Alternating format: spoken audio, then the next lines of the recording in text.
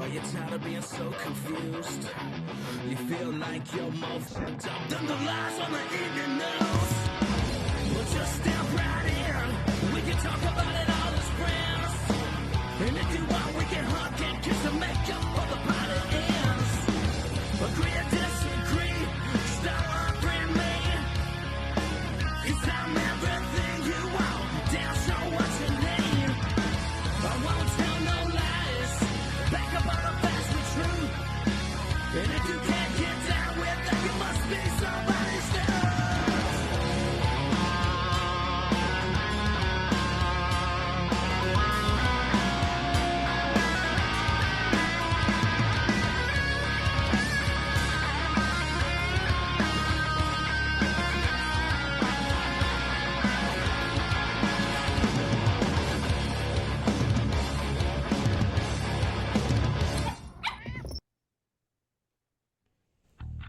Howdy, y'all. This is Damani Felder. These are perilous times in American history, and now more than ever, we need individuals who are willing to wage war on the ideological battlefield with like-minded individuals. And I can think of no better place to start than my friends at the Don't Unfriend Me show. So thank you for being here, and enjoy the show. Adjusting transmitter output. This is the Don't Unfriend Me show with your hosts, Matt, Leeroy, Amy, and Olivia. Geopolitics, military analysis, and election coverage. Coming to you live on all major social media channels at The Dumb Show. Honest, direct, unfiltered. We can agree, we can disagree.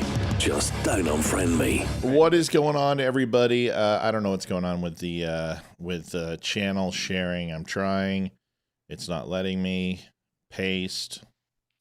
And there it is. Okay, we're on. Welcome to the Don't Unfriend Me show. Matt and Leeroy here. What is going on? Happy holidays, buddy. Happy holidays. We've got the Christmas You tree get a up. Christmas shopping done? No, we don't. Same. We usually don't do the Christmas show. Olivia and I don't get anything for each other because like we get everything we want throughout the year. And okay, we kind of just like when it comes I to get Christmas, we always go, hey, like, what do you want? I'm like, I don't know. Whenever we want something, we just go get it. So we just like kind of share in the splendor of helping the kids and giving them an amazing Christmas. And then plus, you know, I mean, it's not like we're the richest people in the world. So we gotta, you know, consolidate and pinch the pennies a little bit. And, you know, that's it. So yeah.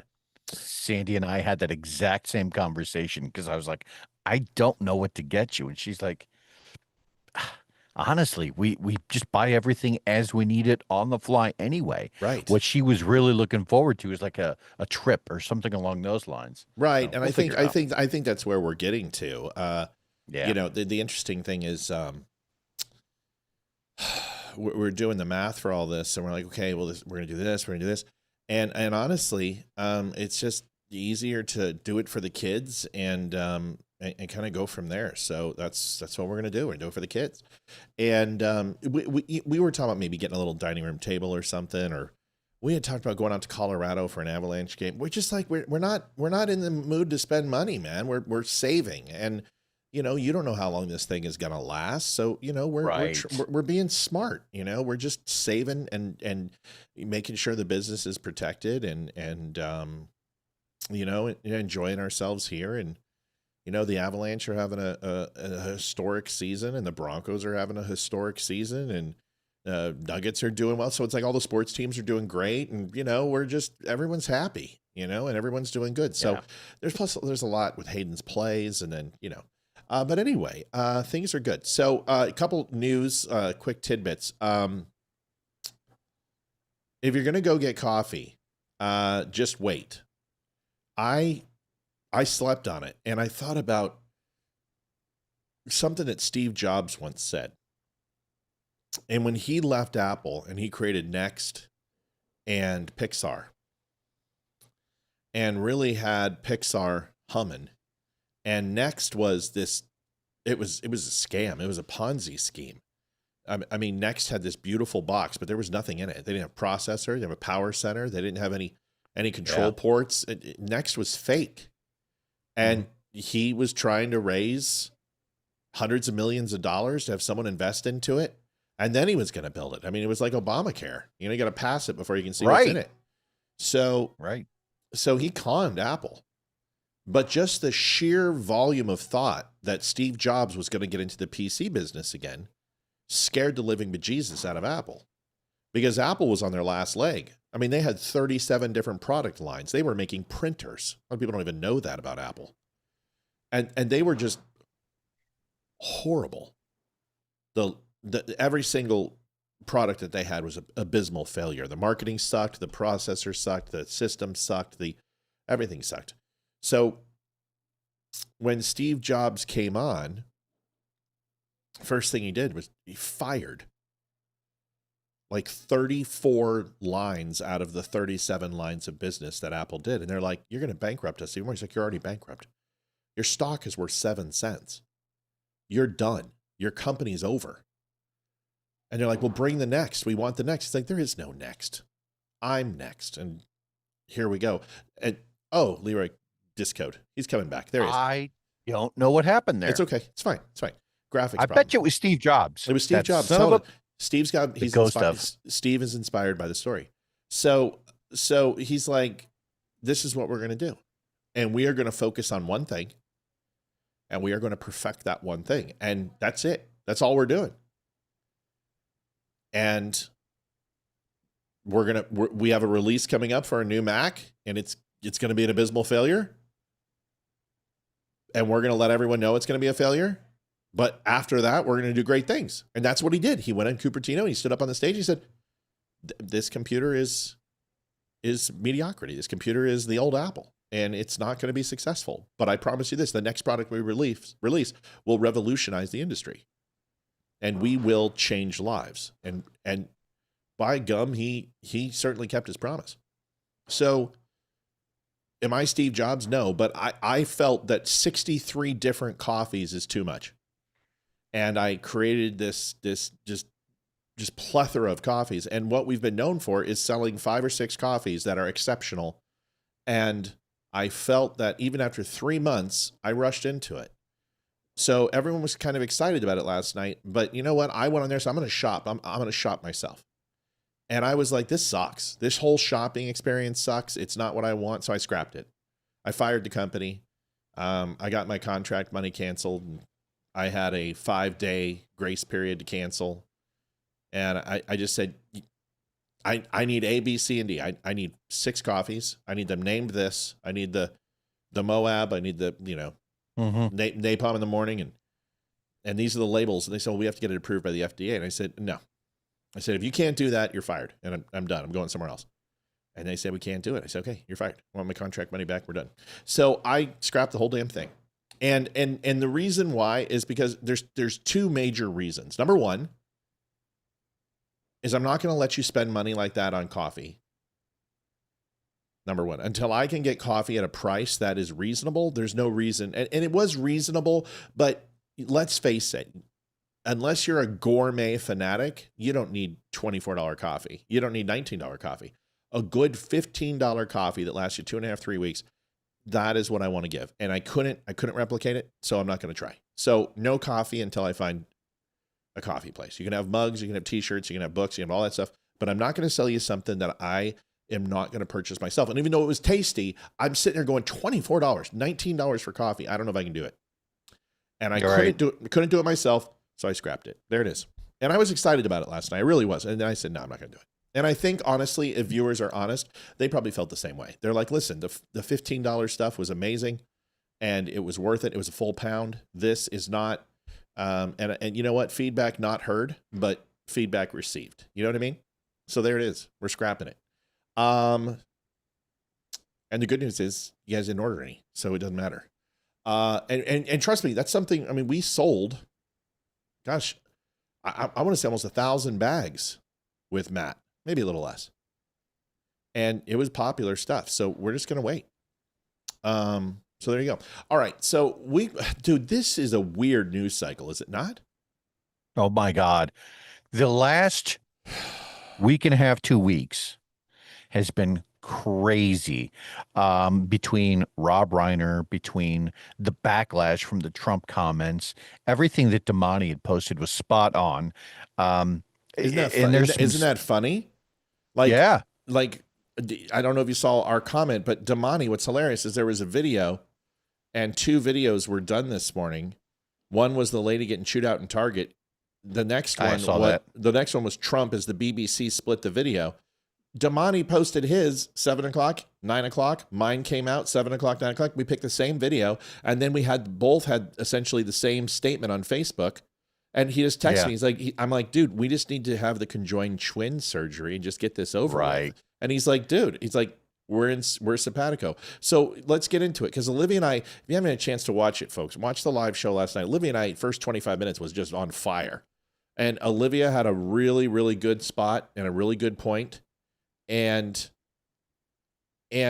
I had my point, and I think they were both valid, and she didn't back down, and she had an opinion, and it was great. And some people were with her, some people were with me, and I don't really care because I don't need cheerleaders. But my opinion on the whole thing, quickly, just so you understand where I was at, and then we're going to show some video about this, is that why should Donald Trump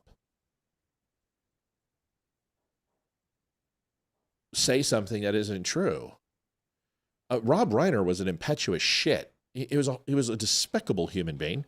He had massive amounts of impact on the Russian collusion. He sat with Tapper and Brennan, for God's sakes.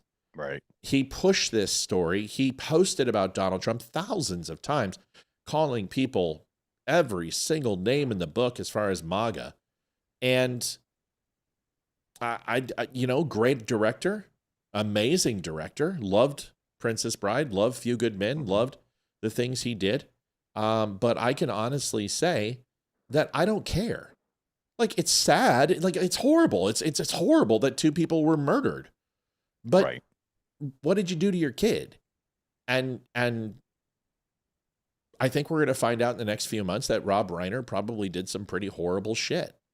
And this is what we usually find out when patricide and matricide take place in the dyslexic version from infanticide.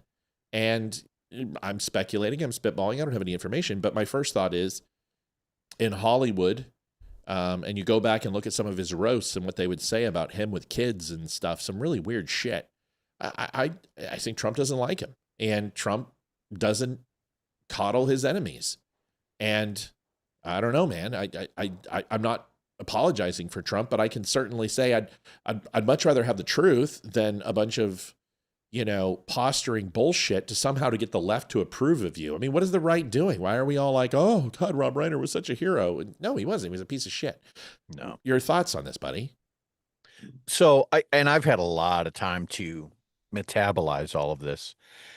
When Rush Limbaugh died, Rob Reiner came out with some very harsh words. Yeah, he he wasn't did. exactly kind. And so there's this broad spectrum of reaction from Rob Reiner that varied from pretty harsh criticism of one Rush Limbaugh all the way to Charlie Kirk, where at one point he's like, hey, this should never happen. This should never happen. And that's that lack of consistency that we always talk about. That's that lack of consistent messaging. Like, if you're going to say, well, this is terrible and it should never happen, wait, unless it's that guy, you're already on thin ice. Now, when you got the reaction from Trump, my initial gut reaction was, oh man, the dude's dead. Me too. Me too. Can you You take win. 15 seconds and just say to yourself and to the camera convincingly, because you were an actor, you were on TV for 15 years, can you look into a camera and say convincingly, oh my God, Rob Reiner's gone, and it should never have happened. That's sad. I didn't agree with him on anything, but nobody should ever be stabbed to death in their own home. Could you have said that? He did. That was the first part of the message. Then there was the middle. And then there was the end. Well, it was. I get it. He maybe should have stopped on sentence 3. But I tried to say this last night. This was my point. And everyone's like, he needs to hold himself to a higher standard. Why? Have they treated Donald Trump with a higher standard? I thought a lot about that. Have they even given him remotely any benefit of the doubt ever? Have they ever given him any quarter? Why should he? He's a man scorned. Who's he trying to placate? The media, the left? Nobody's going to accept. Even if he would have come and apologized, you know what they would have said? Trump didn't write that. Somebody else did. So you know what? At least we know it's Trump. And you may not agree with it. It's not something I would do. My worst enemy in the world gets murdered. I'm going to be like, that, oh my God, really? The prior 44 presidents, maybe if we had voted, when we voted them in, what we were voting for as a country overall was maybe some level of political correctness on that front. But when you know who Trump was, and this is your argument, and I get it, because I thought about this. I'm with you. When you vote for Trump, you know what you're getting. You've heard him say, grab him by the pussy and all that for the last 10 years. We know what he was likely going to say. So it's not like I was shocked by it, right? But at the same time, I was just like, oh, come on, man. How about I was terribly saddened to hear about his wife and a person who I did not know and did not understand, but I'm assuming that she was, like all mothers, a person to behold. And as far as Rob, we had our differences, but I would not wish this on my worst enemy. And I hope, justice is served. We were not friends. I did not like him. But that doesn't mean I can't feel for him. That doesn't mean I wanted him stabbed. But is that what Donald Trump felt? And honestly, I'm just sick of the lies. Like, now that I'm seeing Megan and Candace and Tucker and all these podcasters, I wish we could do podcasting without being podcasters. I feel like I need to take a shower like every minute of the day. You had a taste of this last week where I was just like a little bit of a breakdown, is because I'm just like, I feel dirty.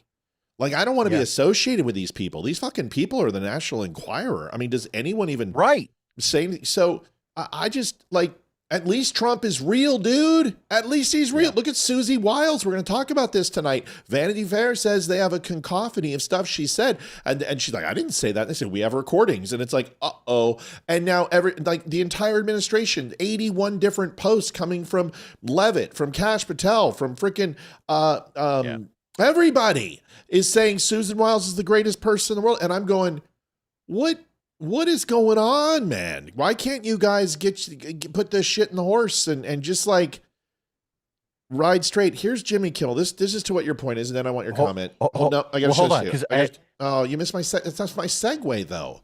You have to understand, I write this stuff, right? So I go ahead. You're busting my mojo. You're busting my mojo. Go ahead. What if, like, let's assume for a second that he would not have said anything, that he was just, as PC as humanly possible. There's another thought process there of, all right, well, what would the left have latched onto? What would make him the evil dictator for the day? Everything. Or did he just go ahead and give them what they wanted by saying, oh, well, he was a horrible...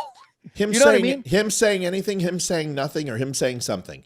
All of it would have been wrong. It doesn't matter. There was a no-win scenario. You know what I would have said if I was Donald Trump? He did. He doubled down. He's like, it doesn't matter what I say. It doesn't matter if I would have sent roses. They would have said how many Cubans had to die to get those roses. Where did you bring those roses from? Was it South America? Because rose yields are down because of your tariffs. And you're just like, okay, you know what? There's nothing I could do. He could have performed fellatio on a life-size Rob Reiner, and they still would have been like, oh, that's disgusting. How can he do that? It doesn't matter what he did. He could have done a heartfelt phone call, just like when he called the veterans and victims in the National Guard. You know what he did? Oh, he's the one to put him there. What's he doing calling? So, I'm kind of like this. I don't appease to the left anymore. Why should he? This is what you get. These are people are evil. You don't appease evil. I don't know.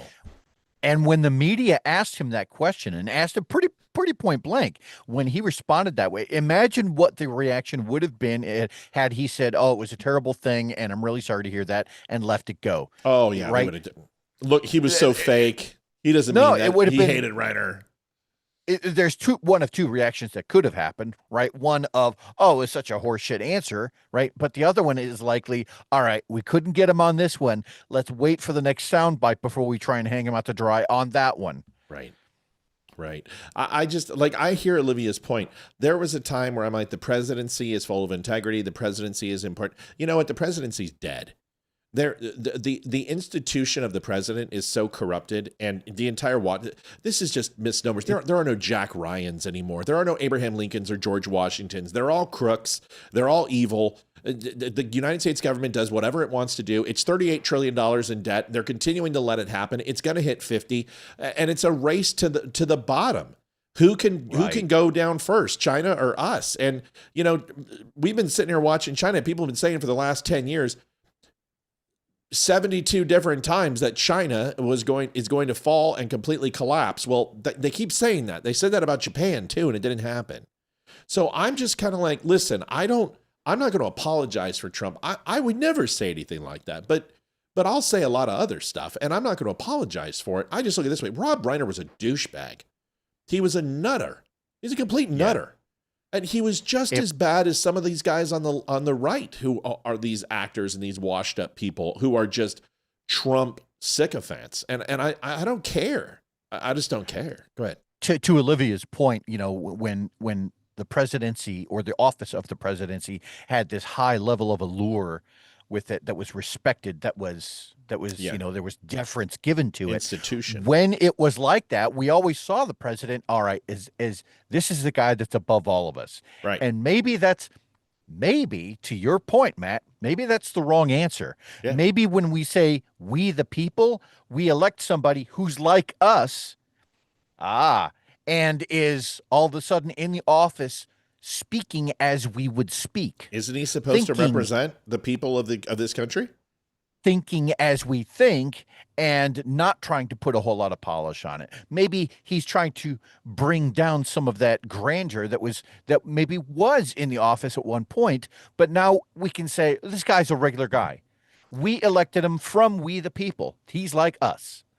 But here's Just a thought. It comes down to this: is we had someone who placated the rest of the world. We had Obama. And then we had the person who apologized to the rest of the world was also Obama in the apology tour. And then we had the apology tour 2.0 with Joe Biden, who apologized for America and its greatness. Maybe we should just be Americans. And there is nothing more American than Donald Trump. He's arrogant. He's egotistical. He thinks he knows everything. He has no problem speaking his mind and telling other countries to go fuck themselves, whether they deserve it or not. He's quintessential American. I mean, we're all that way. I mean, how many times we'll be in a thread and somebody from Belgium will come in and be like, where are you from? From Belgium. A foreigner. Who gives a F what you have to say? And you don't count. You don't count. We don't care about you people. You know, you guys would all be speaking German or Sputnik if it wasn't for us. So shut up. We don't care about what you think. How many times have we done that? Right. Football? You mean football? Do you throw? It's called soccer. Actually, no, it's been around hundreds and hundreds of years before the United States was ever around and football was invented. We don't care. It's called soccer. We're renaming it. We change shit. We write the rules. You listen. You guys drive on the wrong side of the road. There's nothing more American than apple pie. Yeah, but it's Dutch. We don't care. We're taking it. French fry? It's ours. It's ours. It's not yours anymore. And it wasn't even in France. I believe it was Hamburg or somewhere else. Germany, maybe. Doesn't matter. The point is, doesn't matter. Yeah. It's American. It's ours now. The Beatles, American. Actually, they're from London. No, they're not. The Beatles are American. We don't care. We're taking hockey, our sport now, not yours. Canada hasn't won a cup in 32 years. They're toast. We'll take it. We invented the computer. We invented the airplane. We invented the car. Let's just face it. We are awesome. Here is the video. Jimmy Kimmel. Just the hypocrisy. Don't be so. No. Listen. Did you hear the sarcasm when I said, hey, man, I write all this? I don't write any of this. Of course I heard the sarcasm, okay, man. All right. So, okay, that wasn't sarcastic at all. Passive aggressive. Here we go. Let's do this. Reload the widget because we have no donations. All right. Here we go. So this is Jimmy Kimmel and Rob Reiner, and then him on Charlie Kirk. This is why I'm not apologizing for Trump. I don't care. Like Trump, I'm numb. I'm just numb. It's par for the course. It's baked into the pie. It's baked into the cake. This is just him. But Kimmel, this is why, because you can't win. Listen. Oh, do we want the Beatles? I don't know. I don't care, but they're ours. We'll decide. We'll decide if it's our choice, not theirs. We'll repudiate them if we want to, just like we did the same to England. Just when you think he can't go any lower. He somehow finds a way to do that. His description of what happened, of course, is not at all what happened. And this is exactly what I was spoken about before, this rush to pin the tail on the donkey in pursuit of the Trump-friendly narrative, not to mention blaming his death on the fact that he is an outspoken liberal, insulting someone who's just been murdered, who leaves children behind without having any idea of what actually happened. It's so hateful and Yeah, his son killed him, allegedly. Right. Okay, allegedly. Yeah, but I love how he's like, none of that happened. Actually, all of that happened. And maybe my post today that I wanted to make was maybe if Rob Reiner spent a little more attention to his son versus Donald Trump and making up lies for the last 10 years, he wouldn't have been murdered by him. What So, if is the that headline? harsh? Right. What if the headline had just left out the part that it was his son and just put on the rest of the adjectives? A homeless, mentally ill person stabbed him.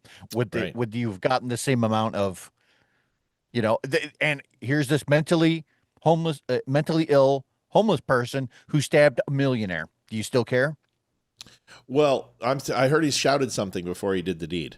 Humor, little joke, little Brown University. Is that too soon?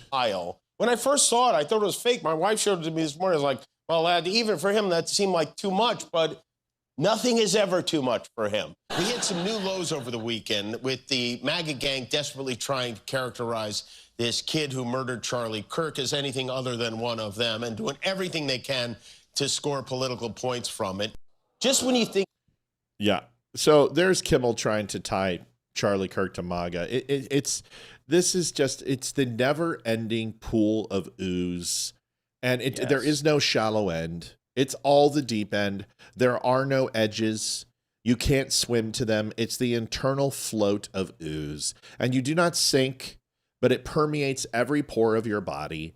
You can't escape it. It clings and sticks to you with a sucking sound of muck. This is our lives. There are no more delineations between good and bad. You believe you're good and the other people are bad, and the other people believe that you're bad and they're good, and there is no deviation to cross that in any way, shape, or form. And we're all just essentially just floating in the pool of ooze. We're all covered by it. We don't know how to get clean, but we're just going to keep continuing to do this. I mean, Jimmy Kimmel, what a stupid thing. Donald Trump's comment was stupid too. It's all stupid. And all we do is just react. We don't even know how to be upset anymore. Like, what is truly, like, when do we pick up torches and pitchforks? Because it seems every freaking day there is a new cross to bear and a new cross to burn. Not on lawns. And what are we doing? What happens when something truly devastating happens? Is there anything that can bring us together? Is there anything that can solve this divide? And the answer is the only thing that I can think of, and I hate to say this is horrible, is civil war. There has to be so much destruction on both sides that we realize that this endless fighting and bickering is just completely futile. And that's what happened with the North and the South. They just got sick of killing each other. That's what happened in France. That's what happened all over every country that has these horrible north, south, or east versus west, is they just get sick of killing each other. Is that where we're headed? Is this how the fall of Rome happens in the United States, essentially, that we take it down from within? I don't know if that's the path that we're on. I would disagree with the fact that with the opinion that not that we're headed towards one, but that's a final solution of sorts. I something that I was thinking about when I was at work. Well, hold on. Where else would it be? Like where are we going? Like let's just look at this. Sure. Let's look at this really, really closely. Okay. 30 years ago, a woman has an abortion. What happens to her 30 years ago? And it's outed by her business and her family, and her church finds out. What happens? Sure. 30 years ago, she would have been scarlet lettered. She would have been outed by her community and ostracized. Okay. 20 years ago it happened. What would happen? Probably not quite to the same extent, but maybe the church, maybe the job, but family and everything else would be fine. 10 years ago, job would protect her, throw HR involved, put her on a protected list.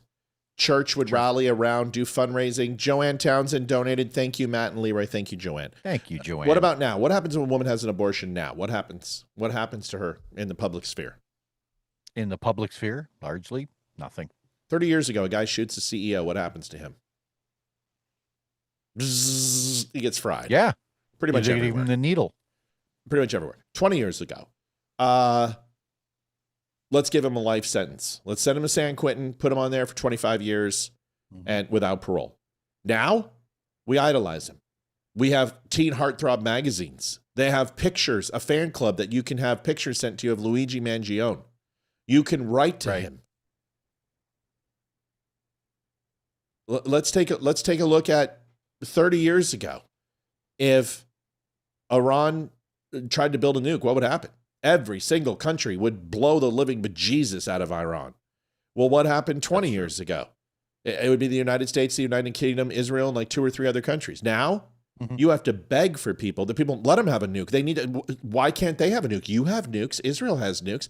Why can't I? No matter what we do, but everything is getting worse. Look at kids. Look at family. 30 years ago, it was the American dream to have kids, to have a family. Now, you go to 20 years ago and it's kind of like, let's stay single, or let's stay single as long as we can and not have kids. Now we're not having kids. We're not getting married.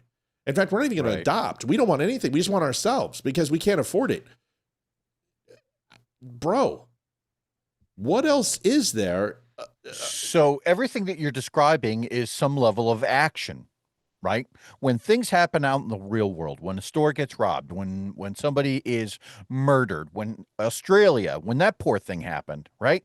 Those are all devastating actions that we would hope to never happen.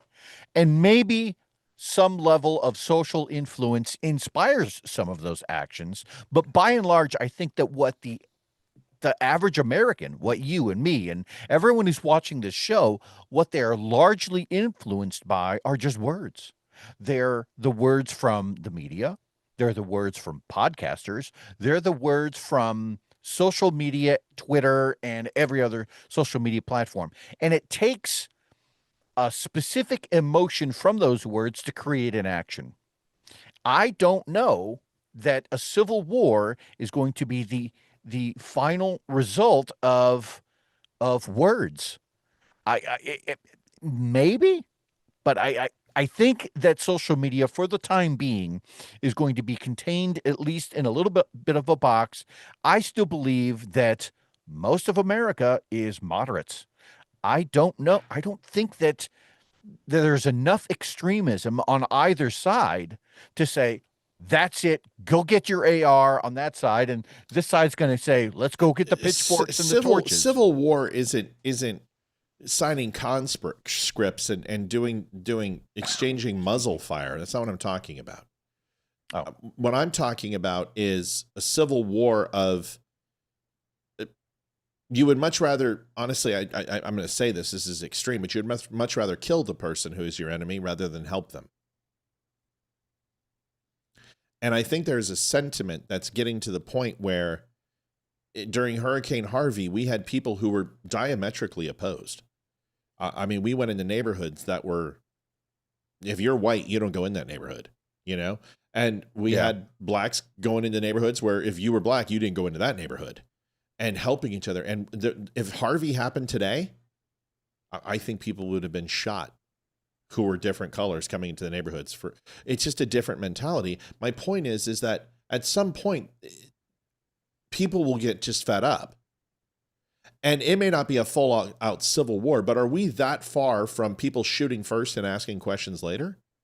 How far are we from that? How much fear is out there? Every night. There's a lot of fear. Every night I worry about someone coming to my house and killing me because of my opinion. Every night. I don't sleep because of it. I constantly think about it. I constantly am preparing myself for it. Does that make me obsessed? No, because you don't see the information I get. No, that just makes you careful. But my point is that if somebody comes up to my door 30 years ago, they would have been invited to my house and we would have had Sara Lee coffee cake and Sanka, right? As the comic said. Folgers, yeah. 20 years ago, we just wouldn't have answered the door, just kind of like brushed them off a little bit. Tell them I'm sick or I'm not home. 10 years ago, we hide behind the couch. Now, you rip the door open and you have a gun in your hand. I still think that all that has to do with these things. It has to do with how quickly people are getting information, for one, and two, when that information comes out, it's always from somebody who is either trying to push an emotional agenda. We've said it on the show before. If the media can control how you feel, they can control how you vote. And the more enraged, the more a particular outlet can foment a particular, desired effect, then that's exactly what's going to happen. They're going to control how you feel, which is in a lot of ways why I disagree with so much of what Trump says. He is actually just putting gas on the fire from the left to say, this is why we don't want Republicans in charge. And so I think he probably should have tempered his comments a little bit, as honest as he was, and as much as admirable as that trust as that truthfulness is, right? Something to somebody's got to take their foot off the gas at some point. Let me just say this. Summer of Love is a perfect example. How many cops lost their lives that year? The number was astronomical. It was up in the 400s. I mean, that was a low-key civil war. Every night, cities were burning. Cities were rioting. Folks, do you really think we're that far removed from something like that? From a perpetual state of Watts that says you just don't get to come into Baltimore anymore. You don't get to come into Harlem. You don't get to come into Detroit. You don't get to come into Los Angeles because we've been there.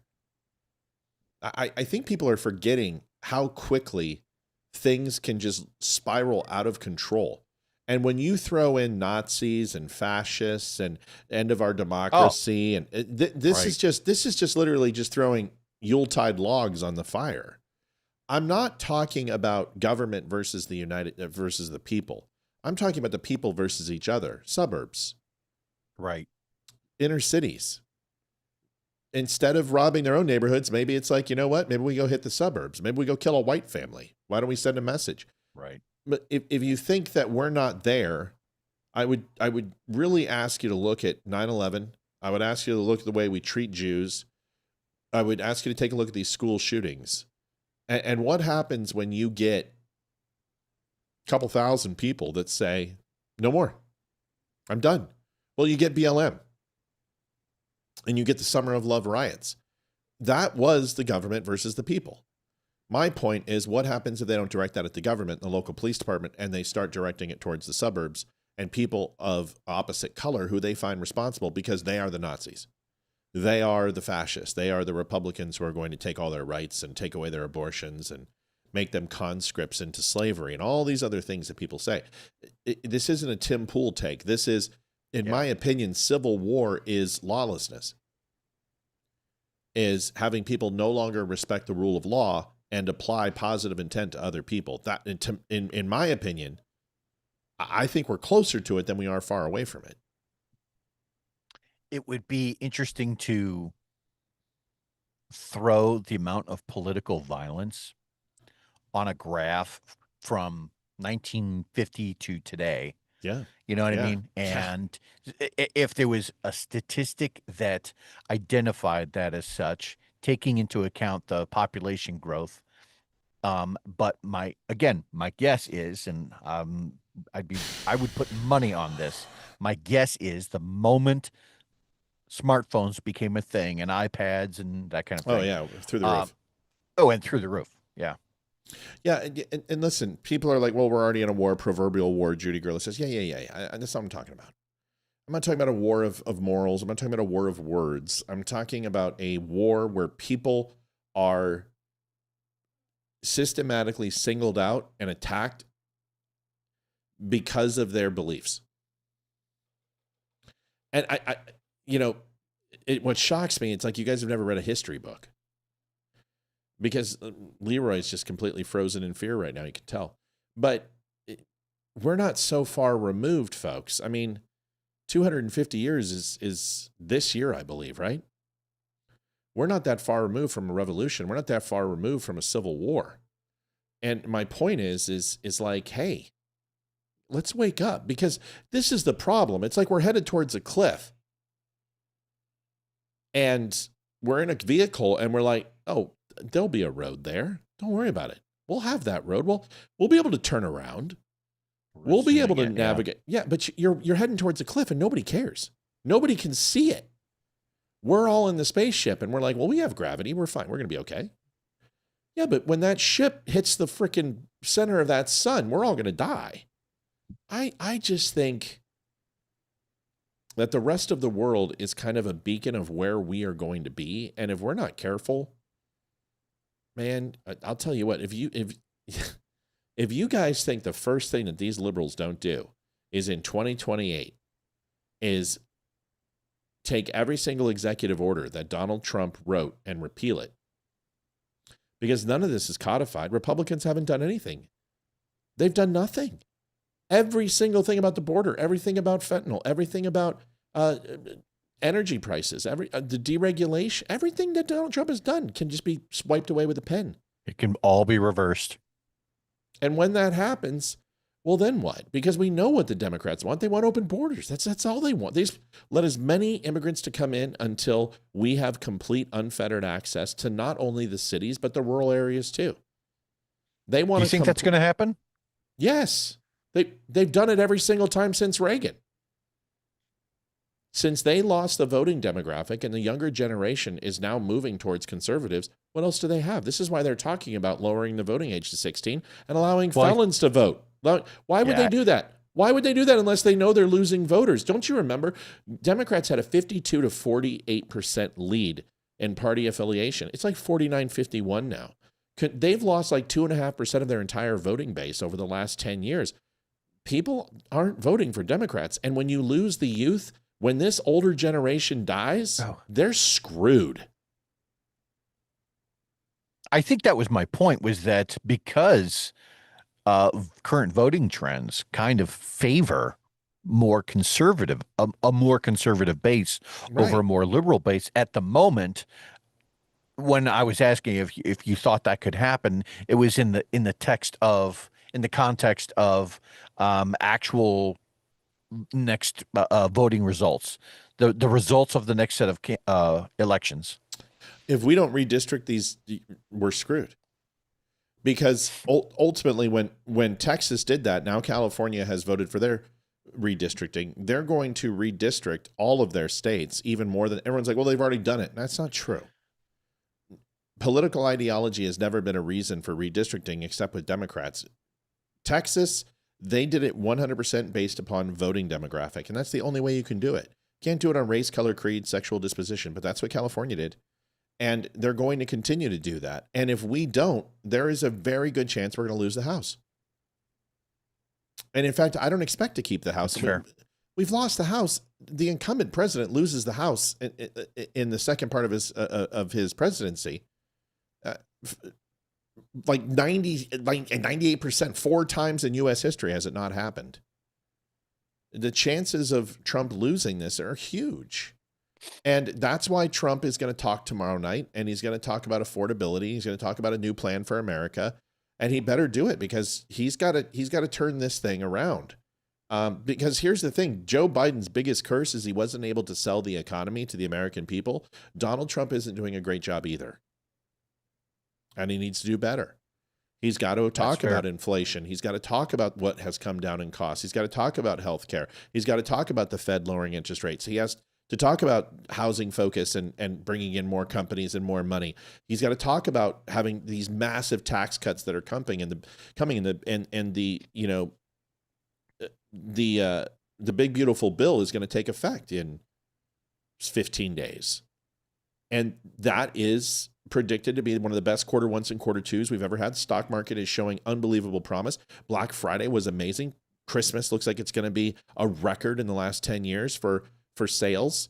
These are not bad economy signs. These are good economy signs. But Donald Trump's got to be talking about it. He's got to be showing up in department stores and going, look at all these people. Look at these Right. malls. Look at these TVs. This is amazing. And, go have the Secret Service and him deliver a TV to someone who isn't going to shoot at him or something. And like, let's get it out there. And this is what he's trying to do, hitting these tour stops. And he's going to do it tomorrow night, more than likely. But if the Republicans don't pass legislation, all of these executive orders are useless, dude.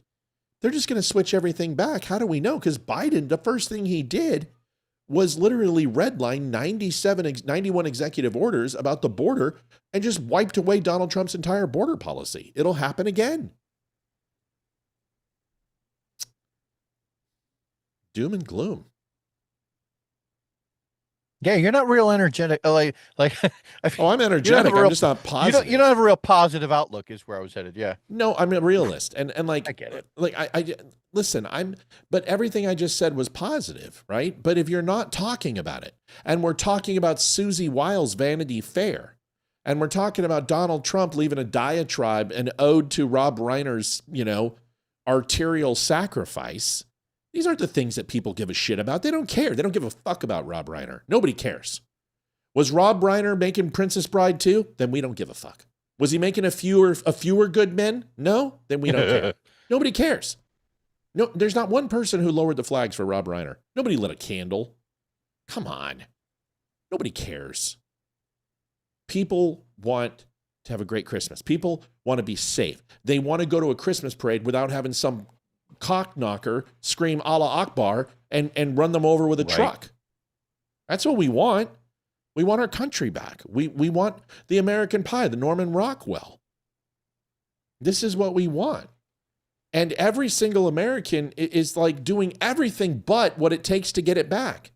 And what it should be is us challenging the media. Stop believing everyone's been lied to. How can Democrats, they know they've been lied to.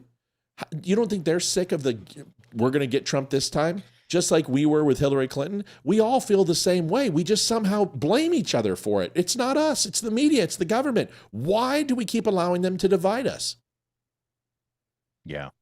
Real quick, because you had mentioned it. Yeah. And I love the Babylon Bee, but they had a post earlier today that said groundbreaking news study finds Islamophobia may be partially caused by Muslims killing people all the time. Right. Those are and I was fantastic. one I actually laughed at out loud at that one, and I don't normally do that. I was like, oh my God, that is so I do. on. I love the Bee. I love the Bee. Like the Bee is so great. Good. Oh, they're fantastic. And listen, this is we kind of pigeonhole people. The truth doesn't have to be sunshines and flowers. We can sit here and say it smells like shit, it looks like shit, and therefore it's shit. We don't have to dress it up and try to put lipstick on a pig here.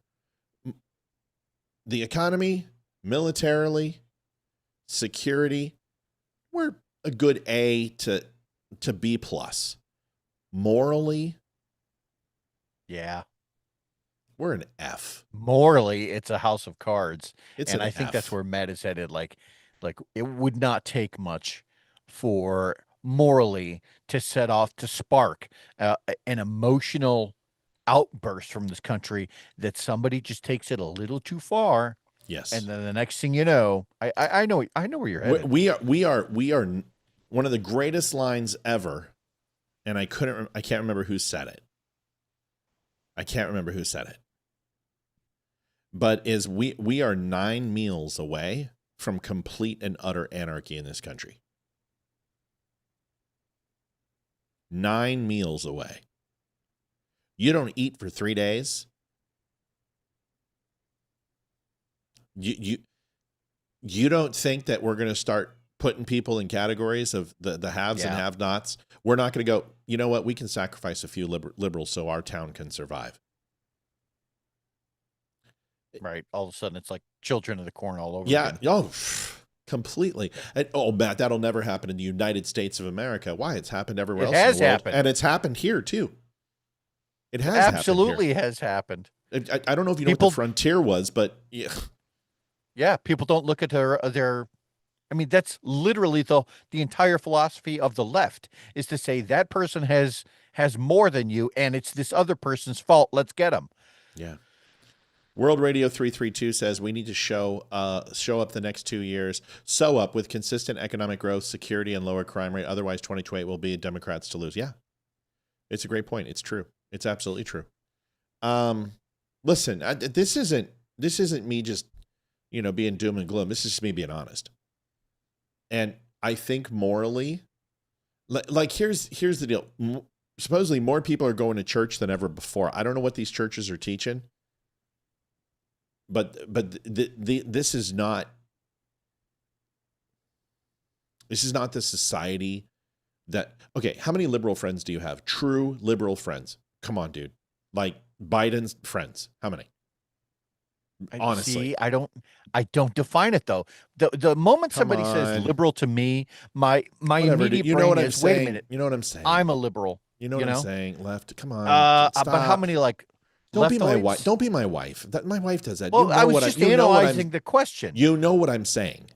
I know you know. You're one of the smartest human beings I've ever met in my life. You know what I was saying. I don't want to break it down to words like liberal. Oh, now I got to define liberal.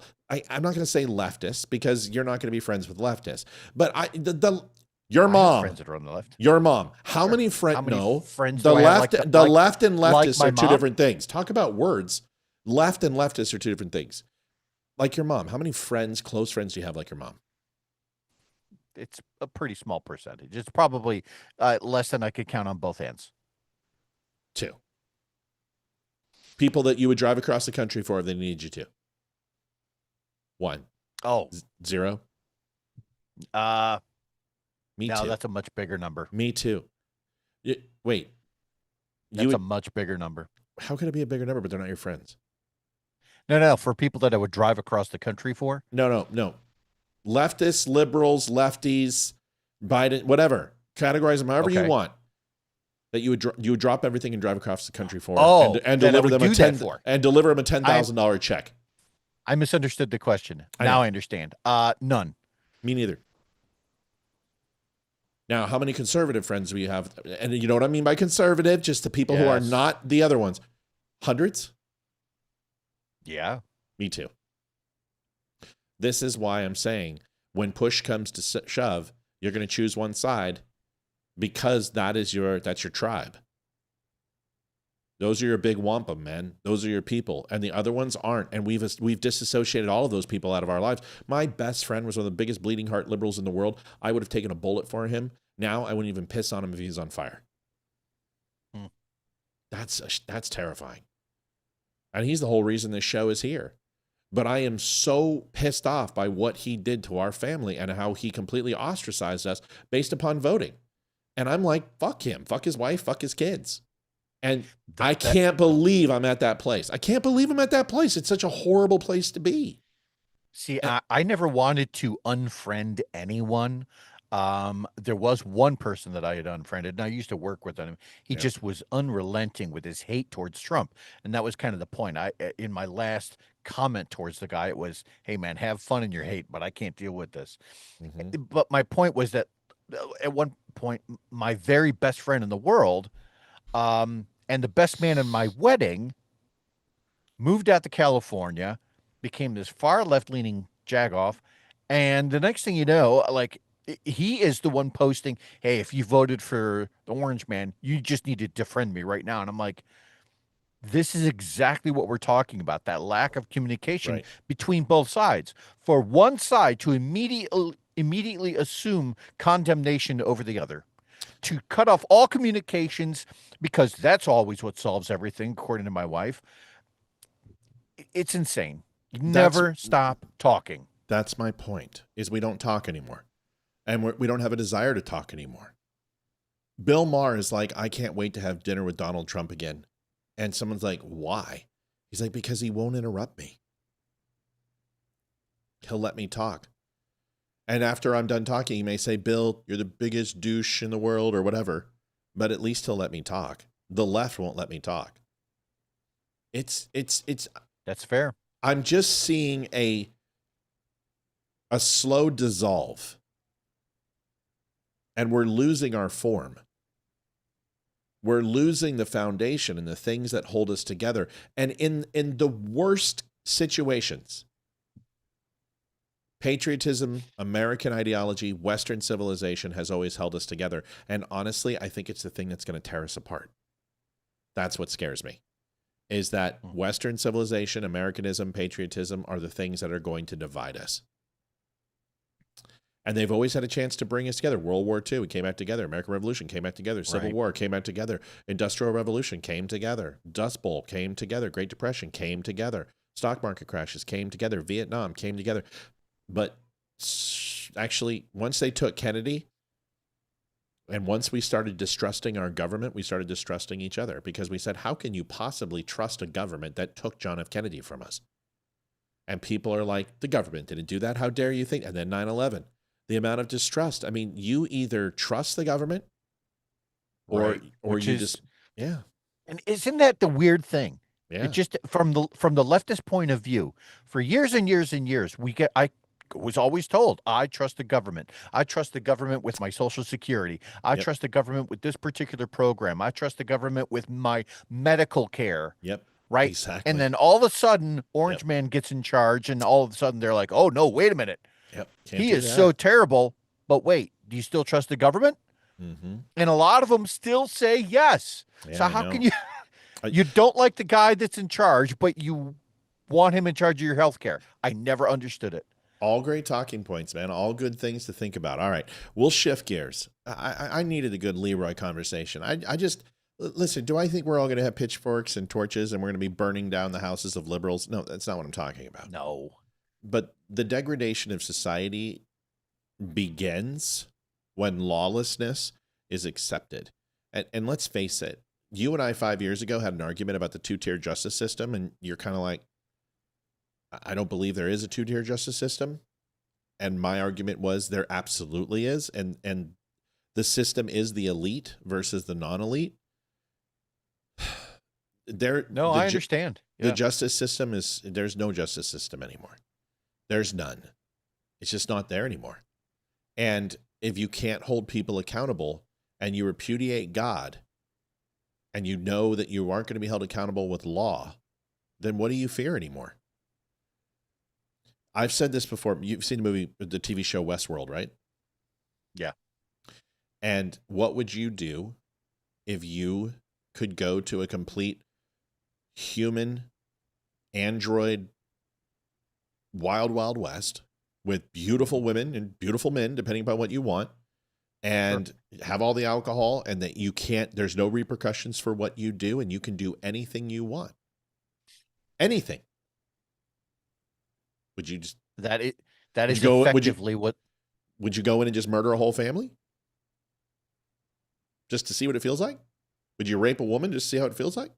Well, you're like, no, I would never do those things. You really, because money changes people.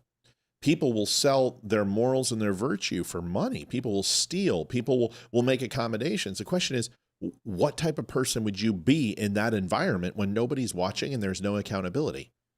Now, I seriously doubt you're going to go murder a family, and you seriously doubt you're going to go rape a woman, but I guarantee there's something that you would do in that world that you would never do in the real world. Is that fair to say?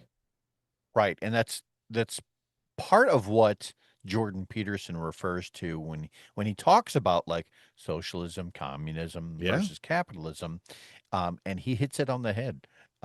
When the people make those arguments for socialism, capitalism, what they're effectively saying is, well, it didn't work that time because I wasn't in charge. If I were in charge, this is how it would have been done. So effectively, in a lot of ways, Westworld and things like socialism, capitalism, or socialism and communism have that in common, in that there's a very big part of the God complex that is wrapped in both of those. Right? If I were in charge, I could go to Westworld and I could murder anyone or rape anyone I want. I could do those things. If I was the head in socialism, communism, well, I would have a Lamborghini in my driveway and I'd live in a huge mansion because, fuck the people. Right? Right. That's my point. And although you may not become any of those things, like I said, my point is I guarantee you'll do something that would be considered horrific, or that you would not want to be seen. I mean, and it's the when in Rome mentality. is people who grow up with the Necronomicon and become Satan worshipers. They don't know they're doing anything wrong. When Muslims sleep with 9-year-olds, they're like, there's nothing wrong with that. This is our custom. This is who we are. When It's written in the Quran. when they take a woman and behead her, it just, it is what it is. My point is that when you lose the moral equivalency, when you lose the moral code, that is my fear. It's not poor. It's not hunger. It's not us arguing and fighting. It's that when people lose morality, they're going to default to who they are. And who they are is the worst version of themselves. That's what morality defines and holds back the demons, the animal, because we're all killers. We're all hunter-gatherers. We're all predatory animals. The only thing that defines us from the animal kingdom and each other is morality. It's the only thing, and we're losing it. It's funny you say that. There was a really interesting video that I saw, and it was by Ami Horowitz, who I love. Yeah. And he drove around, and I want to say it looked like most of it took place in either Michigan or New York. But he went around and interviewed as many Muslims as he could find and said, which should come first, Sharia law or the Constitution? The Constitution or Sharia law, and why? And 99% of them all said Sharia law. Sharia law needs to be put above the Constitution. So all of the beliefs that they were putting forth, anything that was listed in the Quran, imagine that. All of a sudden, the Sharia law trumps the Constitution. So where it says, murder is illegal or theft is illegal, don't do those things. If it's legal in Sharia law, well, then all of a sudden that's Sharia law. Sharia law is pretty. Yeah. See, people give Sharia law. There are portions of Sharia law that are completely, and that's the zealots and that's the extremists. But 98% of Sharia law is very similar to our laws, but they actually do something about it. Yeah. They actually do. When they say they're going to put you to death, you get put to death. When they say they're going to cut your hands off, they cut your hands off. When they say they're going to remove your tongue, they remove your tongue. And there's things in Sharia law that are absolutely 100% no way, no how. But if you've ever been to Kuala Lumpur, or if you've been to Bahrain, or you've been to, you know what I'm talking about. These are the safest cities in the world. There's a reason, at least for white men. Yeah, people are petrified. Or Arabs, right. But there was a time when people weren't petrified, but they were scared enough to follow the rules and follow the law. Those days are done. That's my fear. World Radio 332 donated $10 through Super Chat. If society doesn't fear God, regardless of whether you fear justice or not, you end up being the most, I think that said manipulated. That was a long message. It was. I'm trying to see if I have it. I don't have it. Damn it. I wanted to read the whole thing. I wanted to read. You know what? I need to change that time frame on that thing. So listen, you get last word. This is a long intro. I knew this was going to be. I wanted it to be because it's been a busy. Yeah. We got a lot. We've to had talk a lot about. going on. But go ahead. You get last word on this. I'd like to think that we are not headed towards a civil war. I absolutely pray for this, these things to not run our lives, to at some point they stop poking your emotional bear. There it is. If society doesn't fear God, regardless of whether you fear justice or not, you'd end up being manipulated by a corrupt government. You'd either lose your morals or live in fear, which is what Satan wants. That's wow. Pretty much what I said just then. That's it. You lose the morality. That is spot on. It's Paul Harvey. It's what if I was the devil. I mean, that's what it is. I'm just saying it in more basic terms. That's it. Anyway, it's something to think about. Susan Wiles. So this is the story. Susan Wiles had 11 interviews with the Vanity Fair. My first question is, what the fuck are you doing talking to the Vanity Fair? You're the White House chief of staff, and you can't figure out that that's a bad idea. And she said, well, I didn't see any microphones there. That doesn't matter. You should always pretend that you have a microphone on you. Folks, we're going to try something new with donations. We're just not going to talk about it because I'm too tired to keep talking about it. So there it is. We'll just leave it alone. No, and even though I just talked about it, but I just want to let you know. Nowhere does Susie Wiles say she didn't say these things. We know that the reporter has 3 conversations on tape, whether it's deportations, the retribution agenda, or Pam Bondi's handling of Epstein files, or the attacks on boats near Venezuela. She pulls no punches. Here's CNN. They're having a field day with this. They're so excited. Anything to make Trump look bad. Saying Trump has tendencies of an alcoholic, which I would assume that he would have moments of rage. Dementia headlines. I've seen everything. The Pam Bondi's an idiot. So here it is, and like all of the administration has, there's like 80 posts out there that are Susan Wiles is the greatest person in the world. She never did any of this. This is all a lie. This is bullshit. So there's definitely a conjoined effort to put a lid on this. But here's CNN. Nowhere does Susie Wiles say she didn't say these things. And I think that's really important for the viewer as well. Yes, she claims it was out of context. She claims it's a hit piece.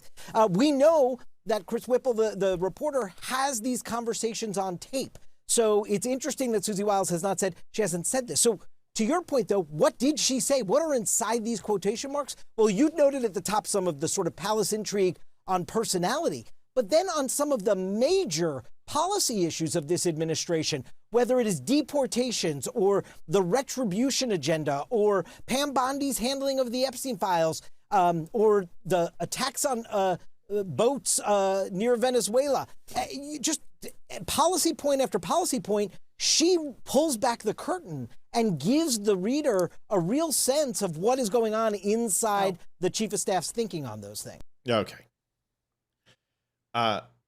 Cool your tits, dude. Number one. You know what I mean? I mean, come on, brother.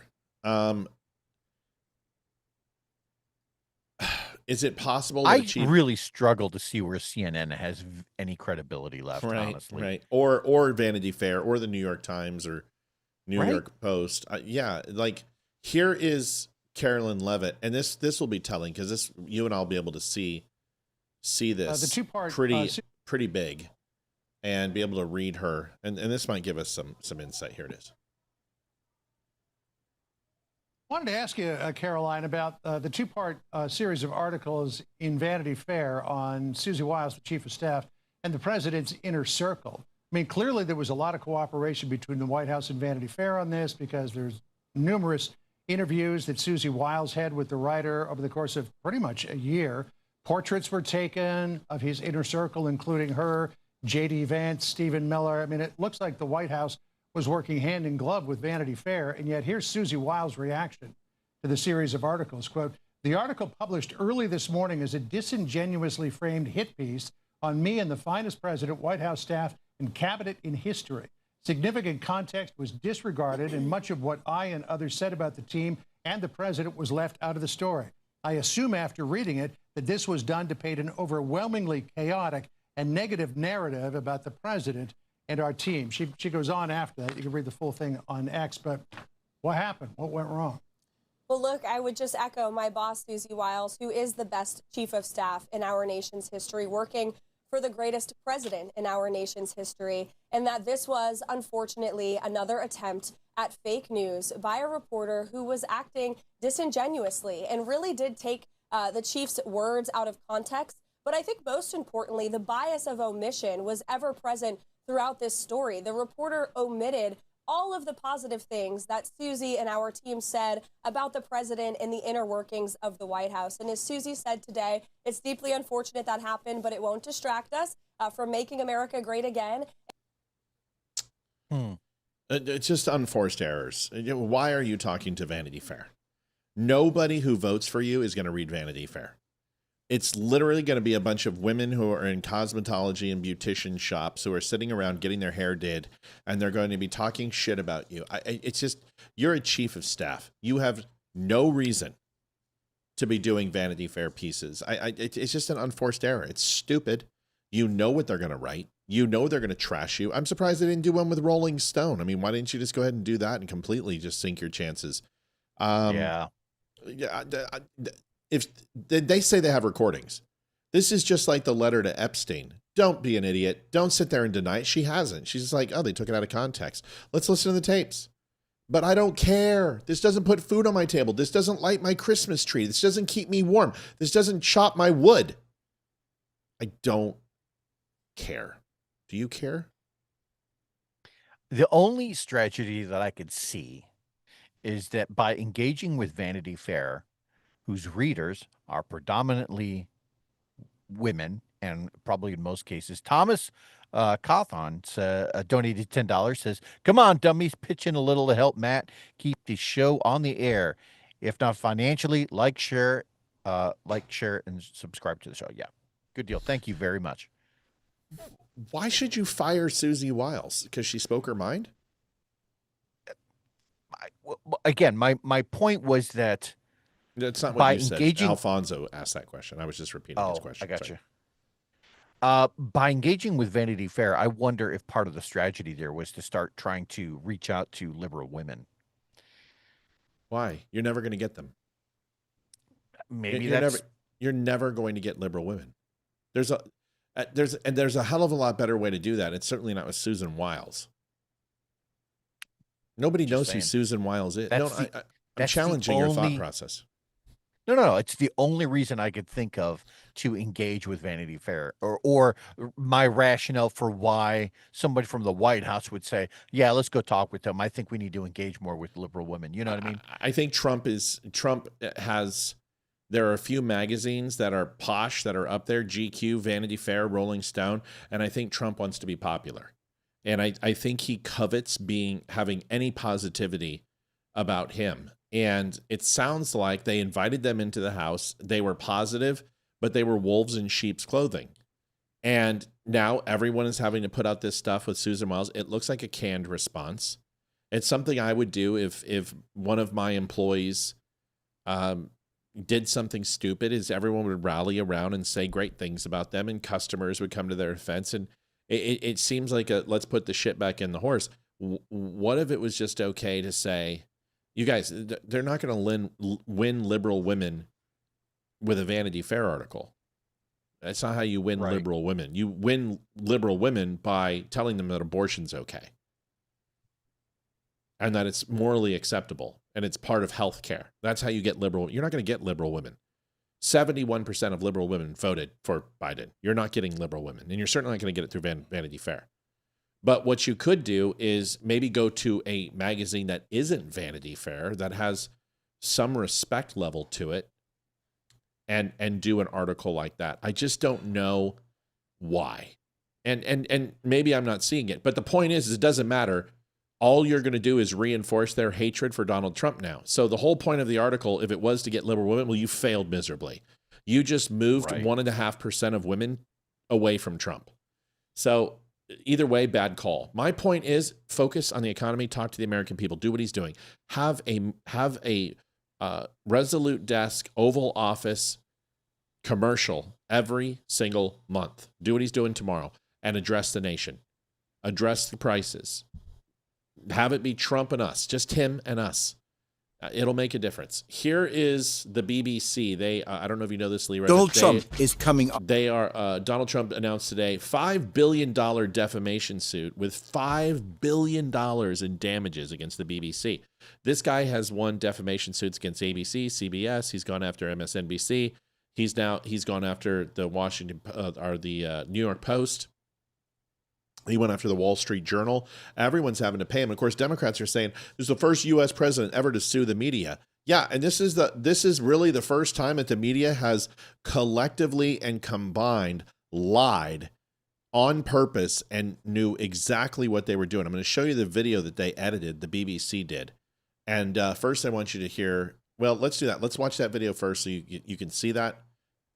Then we'll go ahead and we'll talk about the BBC's reaction, which while you're pulling that up, yeah, a quick thought process.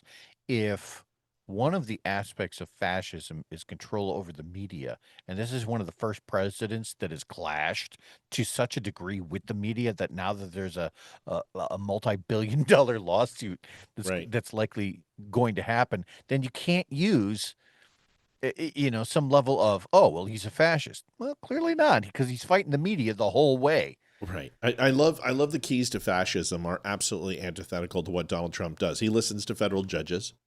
He encourages open and free speech. He's transparent with the media. He doesn't control the media.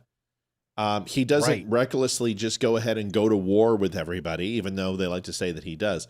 It's amazing. Here is the edited clip from the limey bastards over at the BBC. We're going to walk down to the Capitol, and I'll be there with you, and we fight. We fight like hell. We're going to walk down to the Capitol,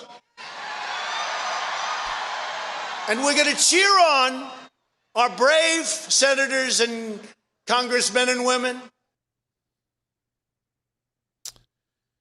Kind of amazing that that's what our media does. And he said peacefully multiple times. But see, people actually believe that that's what he said. That was the speech because they edited it. And when you talk to liberals, they'll be like, he said fight. He said go down there and fight. It's like, wait a second. It's just like the good people on both sides. You didn't listen to the 15 seconds before and 15 seconds after, which frames the entire comment. I've shown that on this show. Here is the BBC's reaction. England is, although about ready to shit their bloomers. They're very upset. They can't seem to put the proverbial shit back in the horse, Buckingham Palace, leaving green apples all over the place. Here it is. Donald Trump is coming after our BBC. He's suing it for $10 billion. Really, he's trying to destroy it. But instead of standing up for Britain, the Conservative Party is helping him do it, alongside Reform. His lawsuit uses the words of Liz Truss and Kemi Badenoch, both so desperate to attack the BBC and fawn over Trump that they're helping him destroy one of our greatest national treasures. We can't let Trump get away with this. The BBC mustn't pay him a penny of your money. Instead, it should fight back. Trump stood in the Oval Office and lied about the BBC on global television. I'm suing the BBC for putting words in my mouth. Literally, they put words in my mouth. They had me saying things that I never said coming out. I guess they used AI or something. So I say this, let's take Trump on. The BBC should sue him right back for $10 billion. Right. We've had enough of his lies. We've had enough of Trump attacking our country. Like these farmers with pitchforks are peasants. Don't they understand that we are the mighty England? That the king is descendants of Charlemagne? We should not allow them to attack us and kill us and rape us and steal our land. We shall do this to them in return. This sounds really fucking familiar. It's time to stand up for Britain. It's time to tell Trump, enough is enough. Yeah, well, it's going to be enough when you have to pay him, because that's what's going to happen.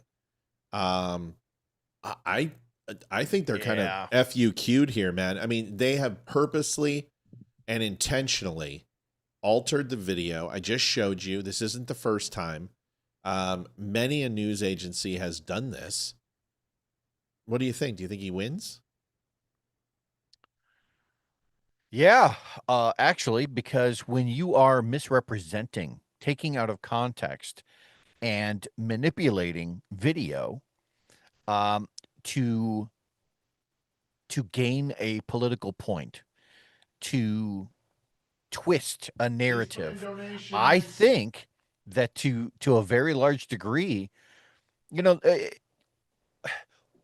when the government defines what it means to be a terrorist organization, one of the things that they look for, Patricia Good donated $25. Thank you so much, Patricia. Thank you, Patricia. One of the things that they look for is to say, all right, well, if it's an act of terror, it was done to either intimidate or to cause political fear. And in a lot of ways, when you twist a narrative like this, is this the same thing just with people with cameras who don't actually use acts of violence, but they try to twist a narrative? They try to instill fear to get a political outcome. Could that be considered the same thing? I absolutely see this as a something that Trump is. He could win this.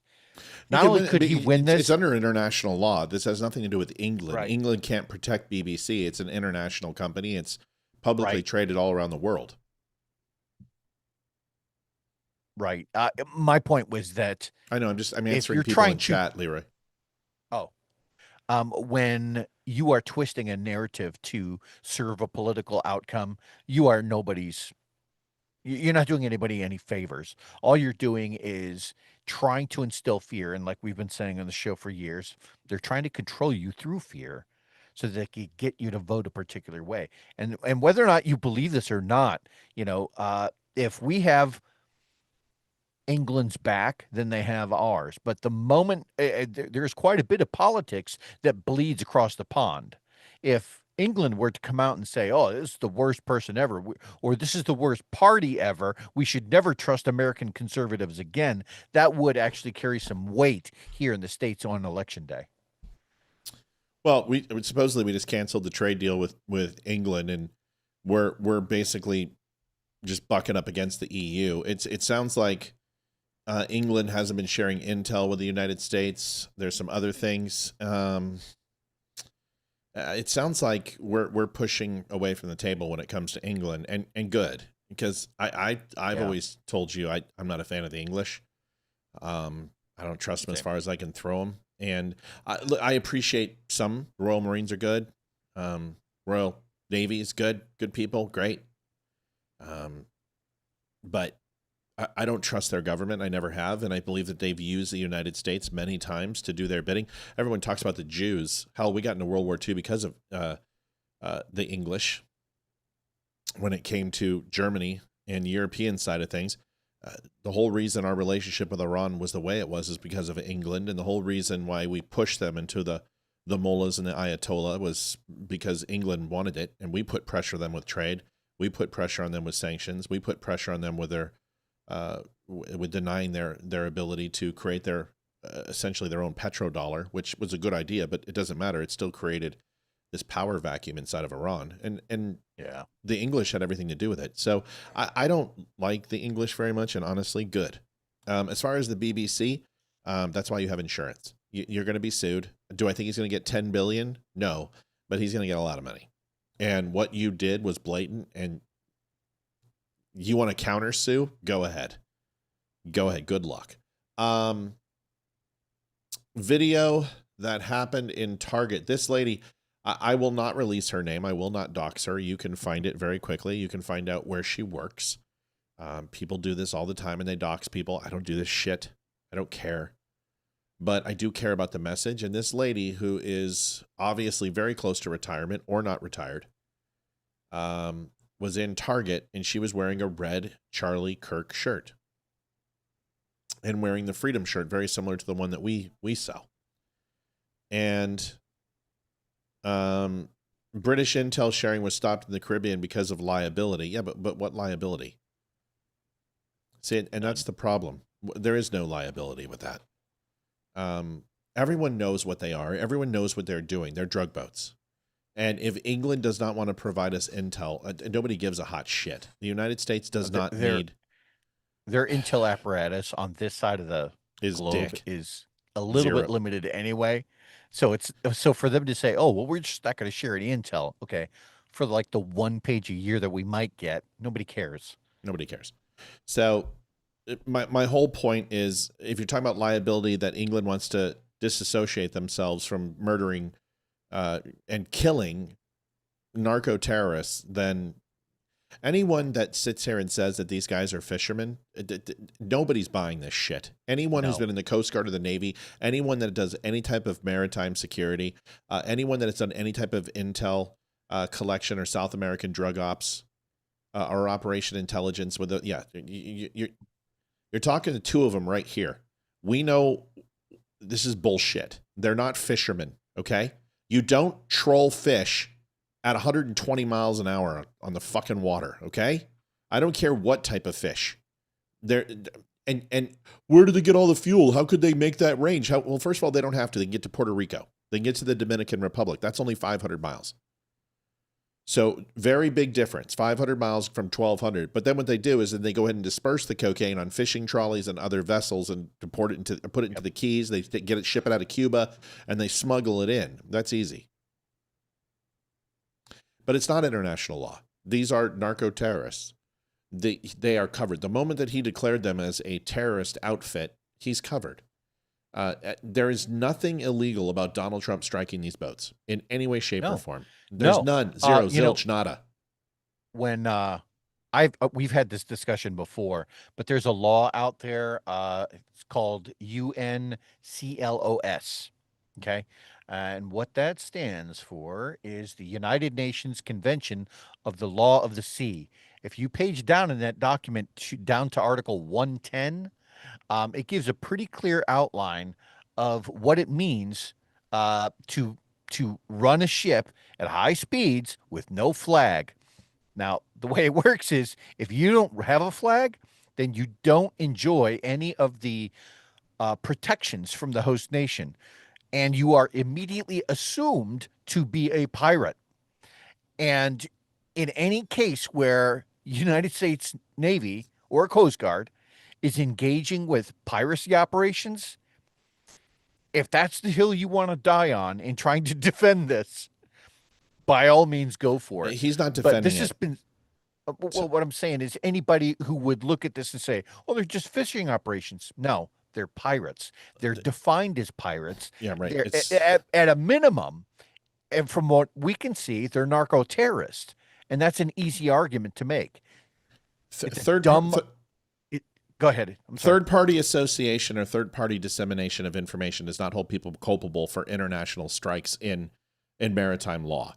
The England and UK can give all the information that they want. They can give all the intel we want. It does not hold them culpable. That's not the way it works. Dissemination of intelligence is not a Geneva Convention violation. It's not an international violation. England has no reason not to share the intel. England doesn't want to share the intel because England is still pissed that they're not getting Russian oil and gas. And they're still pissed that Donald Trump doesn't kowtow to Europe and the EU. And they're still pissed because Donald Trump won't give them a trade deal that's favorable for them and puts billions in their pockets and continues to bleed the United States dry. They're also not supporting Ukraine the way that we want, or they want, and they want us to go ahead and fund Ukraine completely, and we're holding them accountable. They don't like that we're holding NATO accountable to put more of their GDP into the actual national defense. Europe does not like the United States right now, and they're throwing their temper tantrum, so they're saying, we're going to take our intel and go home. Good. We don't need it. Have fun, fuck off. That's it.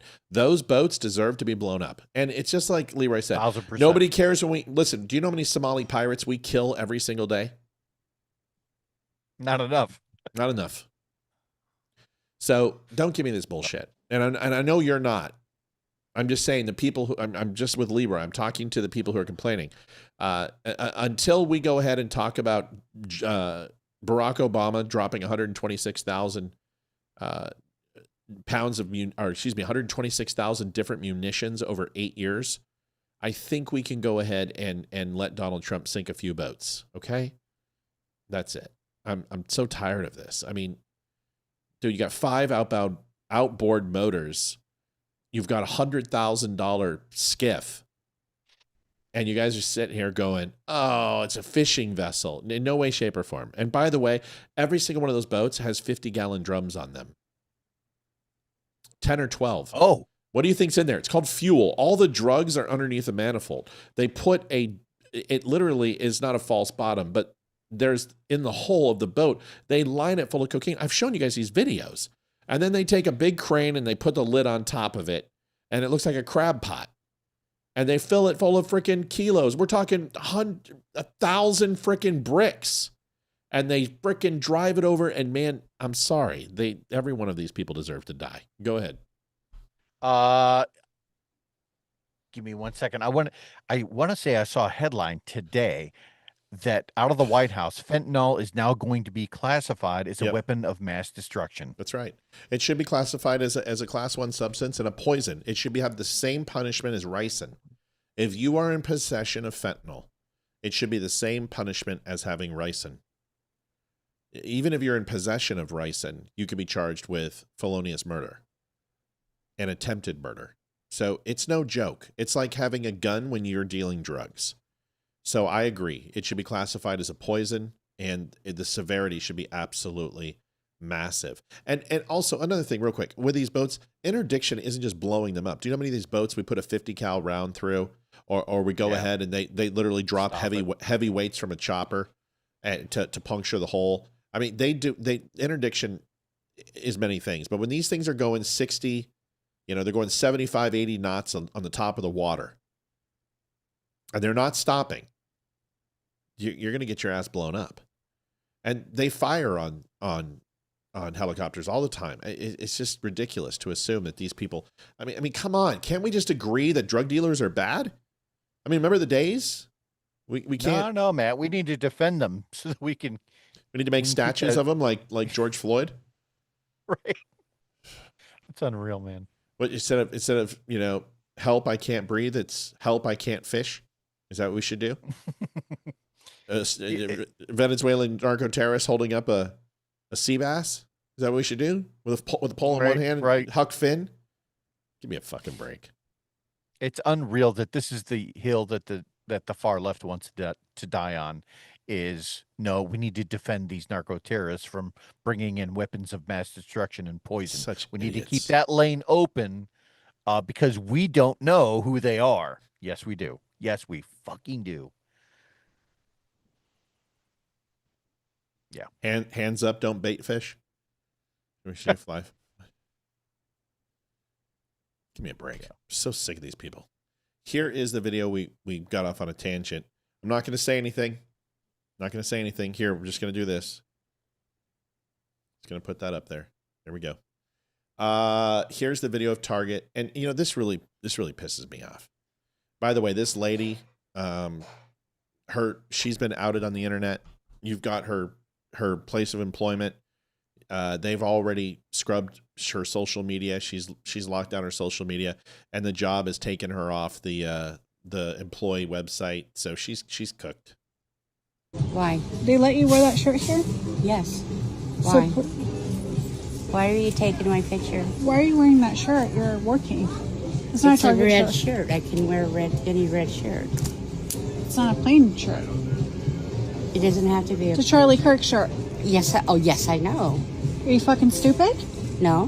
Why the fuck would you wear that? You're at work at Target. That's not a Target shirt. It's not a plain red shirt. You support a racist. It's not racist.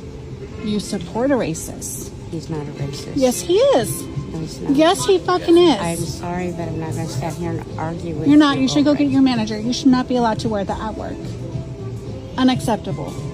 Unfucking acceptable. That's your opinion. No, the opinion is he's a fucking racist and you support him. That's your opinion, ma'am. And you should not be allowed to wear that. This is going to be taken above your fucking head. That's insane. Insane. Have a nice day. Fucking insane. Is that the lady? Yeah, Michelle Ponce. Yeah, Michaela. Make racism wrong Make again. racism. Okay. She's an anti-racist person. By the way, her tag is at Mother of Ballers, so she likes the black dick. Sorry, just want to let you know. She listen. Once you go black, you never go back. That's what I've heard. This woman is she has a mouth, and she doesn't deserve any respect. How can you treat a woman like that? How can you treat an elderly person like that? I always struggle with when people say, "Oh, he was a blatant racist," and then they struggle to come up with anything in context that proves the point. Because I've never seen it. Never. Right. Yeah. I mean, the Charlie Kirk brought hundreds of black conservatives together through TPUSA. Damani Felder was one of them. Brandon Tatum is another. Terrence K. Williams. I mean, you can just go on and on. The guy was not a racist. It's a ridiculous trope. I understand that this woman has made her entire life with her white guilt, but her life is going to take a considerable turn for the worse. And good, you deserve it. You had every intention of trying to get that woman fired, and that is when I believe cancel culture do unto others. And by you doing that to her, making a video, you should have the exact same level of scrutiny and embarrassment that she did. And now you do. You are a public figure. Everyone knows who you are now. You are going to be mocked and ridiculed for the rest of your existence, and you deserve it. You deserve everything you get. And, screw you. That's it. So that's fair. Take that, lady. Take that. Chuck Schumer reveals he stormed up to Pete Hegseth and said some words. Yeah, the donation clock is on, honey. It's not helping. Olivia's like, put up the clock. I'm like, yeah, the clock is up. Here is the video of Chuck Schumer, waggling his finger in front of Pete Hegseth. I mean, can you imagine? Pete is just like, listen, Metamucil, you better just knock it right off. Here it is. Us joining me today, and we had a deeply unsatisfying briefing this morning with Secretaries Rubio and Hegseth. I thought he was going to say with his wife. Asked more questions than it. I was going to say that. I was totally unsatisfying. I don't think she's been satisfied in decades, buddy. Answered, and it was just, look, there is almost no transparency in this administration. Almost. And that reveals itself more than anything on revealing. Would I support a war against Venezuela if it were to happen or be opposed to it? First of all, we haven't declared war since 1942. So correct. That's not going to happen. Vietnam, never a war. Iraq, never a war. Nope. Venezuela will not have troops on the ground. We might send in the teams to get Maduro. Send in Delta to get it won't be the teams. They'll send in force recon to run QRT or QRF. They'll have a team go in there and they'll get Maduro. Royal Guard will be taken out immediately. Their Navy is a fucking joke. Their Air Force is a fucking joke. They don't have any. They've got some old tanks. They've got some APC units. They have no integrated air defense systems. That is like going after Grenada. They don't have anything. So there will be no war with Venezuela. It'll be very similar to a Grenada type situation, if any ground assault. But what you'll see is he'll shut down the air. He'll put a no-fly zone in that area. They will have interdiction in the water, coastal areas, and in the air. Very much like the 32nd parallel. You cross this or else.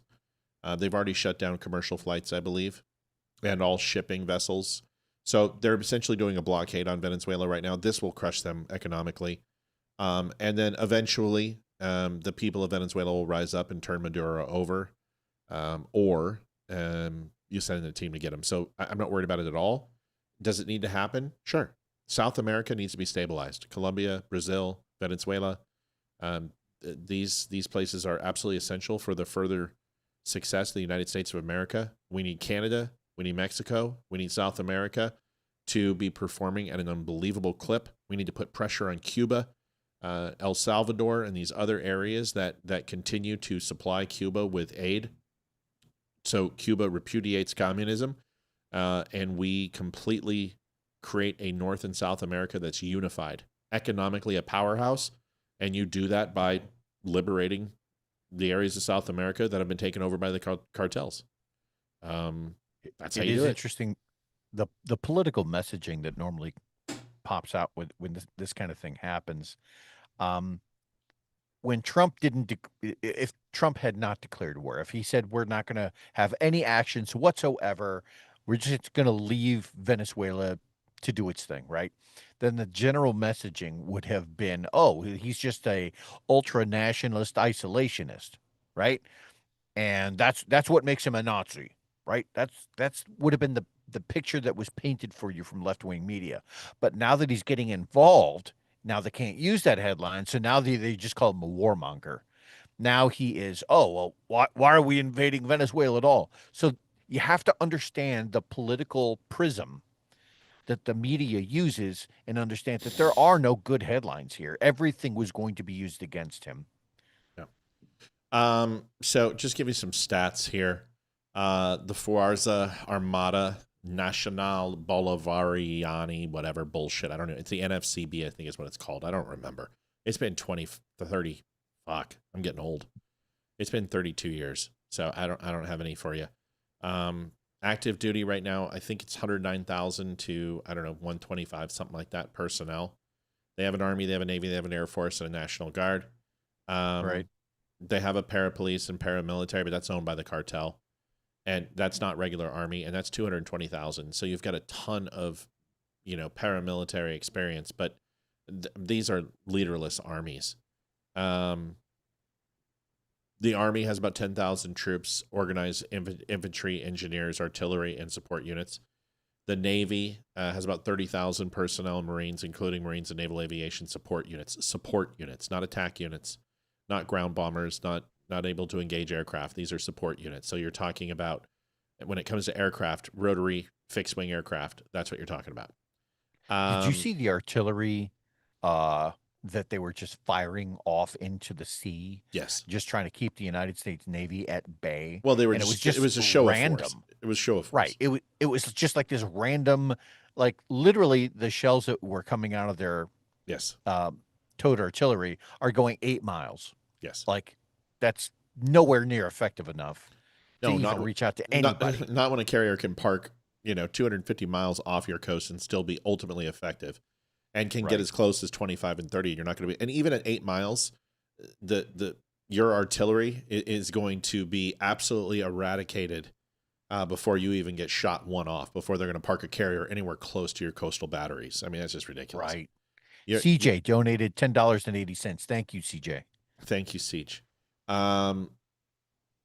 Air Force, smaller force, combat and transport aircraft. Mostly it's transport. They have a larger militia force, but their tanks, like I said, they're the AMX-30s, the T-72s. T-72. Oh my God. And the Scorpion. I told you it's all archaic. The jets that they have are F-16 and Su-30s. So they've got a MiG based and an F-16. And I will tell you this, far more advanced than the F-16 is the F-15 Strike Eagle and the FE Strike Eagle, which has been completely overhauled with new aeronautics, target acquisition systems, payload capabilities, fuel consumption, everything. It's state of the art, the F-15.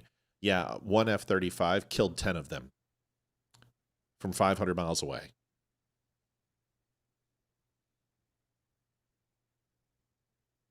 Anyway, there's the Air Force from Venezuela. The whole F-35 is no joke. Go look up the F-35. Took out a squadron and a half of F-15 Strike Eagles, and they didn't even see him.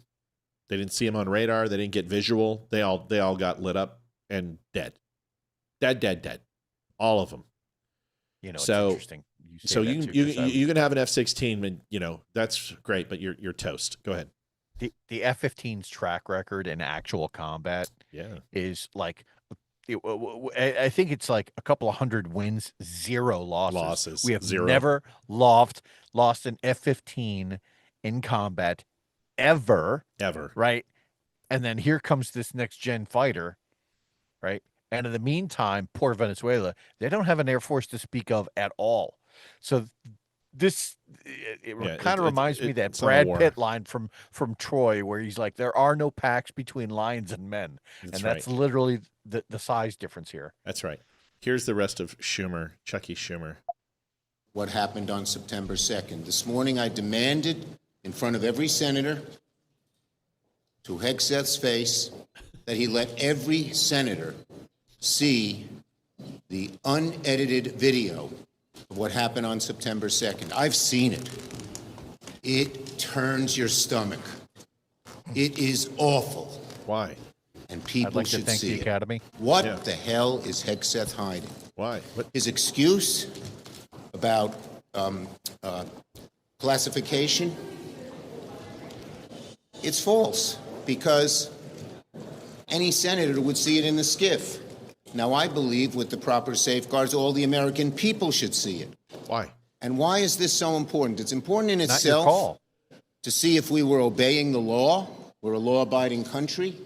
But it's also important because what's going on in the Caribbean is unprecedented. Okay, let's sum this shit up real quick. Does the president have the authority to strike with lethal force in international waters under maritime law and international IO law any force that is deemed to be a detrimental threat to United States asset or partners? Yes or no? Yeah. Okay. Then this whole fucking conversation is over. Because if you can use lethal force, it doesn't matter whether you do it in a first strike or a second strike. There is no law that states that you have to take prisoners if you didn't kill them on the first strike. That's not what it states. Second, if you are in the middle of international waters and you blow up somebody's boat, they're not coming back from that. This isn't Jaws. Well, we'll just go ahead and paddle to Cape Cod. Okay? No. Or what beach was it? It wasn't Cape Cod. That was in Splash. Where were they at? Oh, it wasn't Amityville, right? Amityville. That's Amityville Horror. What was the name of the city? Come on, you got to find it in Jaws. It wasn't Amityville. Oh, look it up. Amnesty Island? No, Amnesty Beach. Jaws. Amnesty Beach. Chuck Peterson saved the day. Holy shit. Thank you, Chuck. Dumb Show provides you with great discussion on current events. They are 100% rely on individual donations to keep the doors open and the microphones on. Please donate if you can. Merry Christmas. Chuck, thank you for the message. Thank you It's so much, absolutely Chuck. true. Without donations, we can't float. And I'm just done talking. I'm done. I'm so exhausted. Every night's the same thing. I got to do the show. And, we got to just let the chips fall where they may. We got $95 to go. Let's hit it. So, Amity Island. That's right. I thought it was Amityville, but it's Amity Beach or whatever. Okay. Whatever. Amity or Amnesty? Might have been Amity. I think you're right. Yeah. Riley says Amity. I remember Amityville Horror every time I think about it. The point is, you're not going to paddle in. And the humane thing to do is to finish the job. And all they have to do is ascertain to destroy the initial target. And if those people are attached to the target, I can show you 1,000 videos of us hitting something with a Hellfire and then cleaning it up with an AC gunship. Okay? I'm just letting you know. All day, every day, happens all the time, happens 100 times a day. The United States does it. So look, can we stop clutching pearls? He's watched video. I've watched video. I've watched people literally send in a tomahawk going off of a warm exhaust on a ship and retargeting off of a person lighting a cigarette. JD Stillwell donated $10. Imagine going after grandma on Target and running from the comments. Coward. Oh, yeah, exactly. You're talking about the Target lady. Go ahead, Leeroy. Wrap us up on this. Wrap us up on Chuck, the terrifying. I would just like to know what country, now that we've blown up a few of these fishing vessels, what country flag were they flying so we know who to compensate? Yeah. And Send them if back there to. was none, and if there was no flag flown, then again, I'm going to go back to the law that every country had signed off on, and where it states that if there's no flag flown, they're pirates. Sorry, it's just the way it works. International waters. And if you really want to take sides with pirates and drug operations, then that's the moral hill you want to die on. Go for it. So stupid. So stupid. Really is. If a group of people surrender, that is when the Geneva Convention comes into effect. If your enemy has surrendered or laid down arms, you are to provide them aid, security, and as much comfort as possible. That's what you're supposed to do. Those guys aren't surrendering. Nobody's waving the white cocaine powder, okay? Nobody grabbed a kilo of cocaine and just started doing this. Woohoo! Vámonos, muchachos! Right. No, they didn't surrender. So I don't want to hear this bullshit. Geneva Convention. You don't even know what the fucking Geneva. We're not at war with these people. These are people who, that's like saying that when they shoot an active shooter in the leg, that if he gets back up and starts returning fire, that we're supposed to go ahead and what? Sit there? These are the rules of engagements that gets people killed. These are the rules of ROE under Biden and Obama that got American servicemen and women killed. Because honestly, the truth of the matter, if you want to look at the SEAL teams that got wiped out, and yes, Trump did lose a team, but if the ROE was different, we wouldn't have to be flying these choppers in. They would go in with mechanized infantry. They would hammer these things with shell ordnance, mortar fire, and they would level the entire fucking mountain before putting any team guys on there. But instead, because of the ROE, we had to go in very poor conditions at high altitudes with very little maneuvering, and we had to go in Afghanistan and drop these teams in, and they were susceptible to RPGs. When if we would have just killed these fuckers in town, if we would have found these Russian missiles coming over the border, we could have blown them up from satellite. They could have blown them up from drones. But the ROE didn't allow us to do it. Trump stopped that. And when Trump removed the genital cuff off of our military, what happened? Caliphate fell. Terrorists started just getting laid to waste all over the world. And they were scared of the United States again. Why do you think Iran hasn't said word one?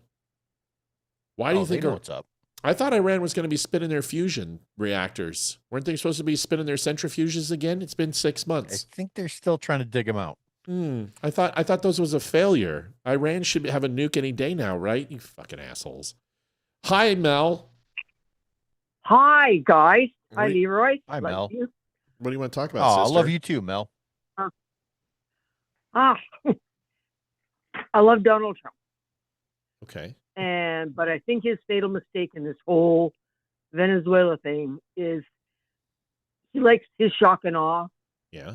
If he would have just kept all of those blow up the boat thing where they should be is in the vault and just keep blowing them out of the water and not advertising on the national whatever is going, see, look at me, like this is what we're doing.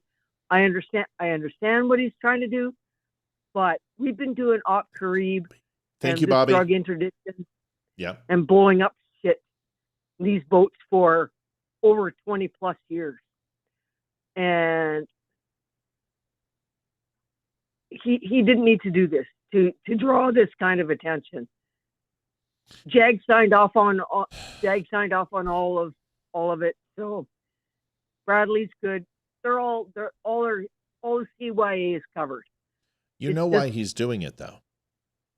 I know what he's doing, but he's trying to get them to ouster Maduro. Yeah. It's the same thing he did to Iran.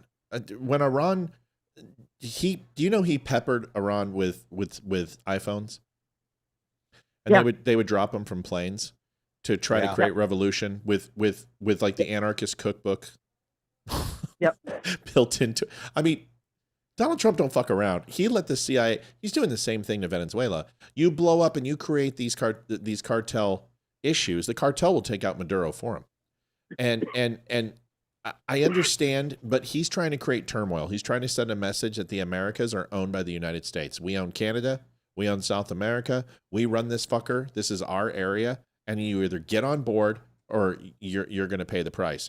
Do I agree with it? I don't know.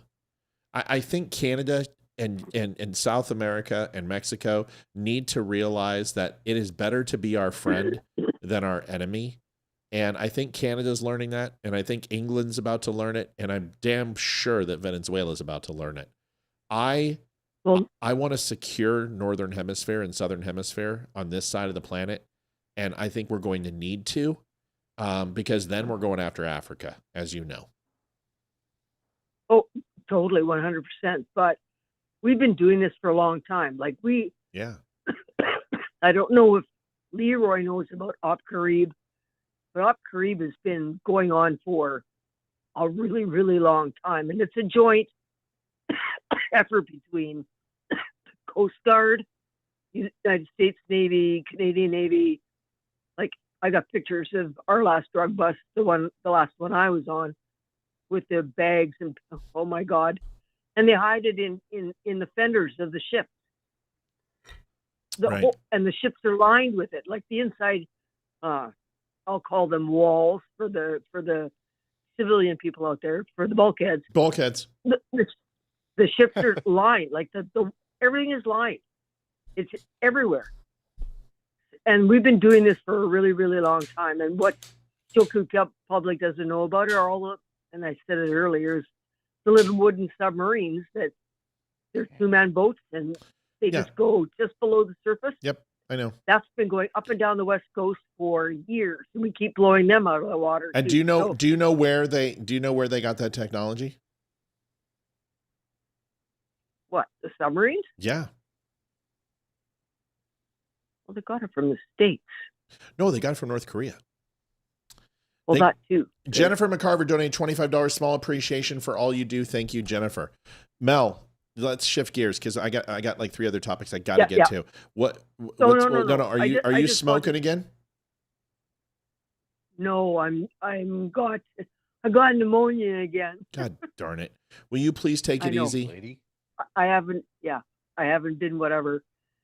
Well, for a little bit here. So, anyways, I just wanted to throw that in there. We love you. Please take it easy. Drink some hibiscus tea, and if Canada will allow you to drink that, they haven't banned it, and get yourself feeling better. Okay.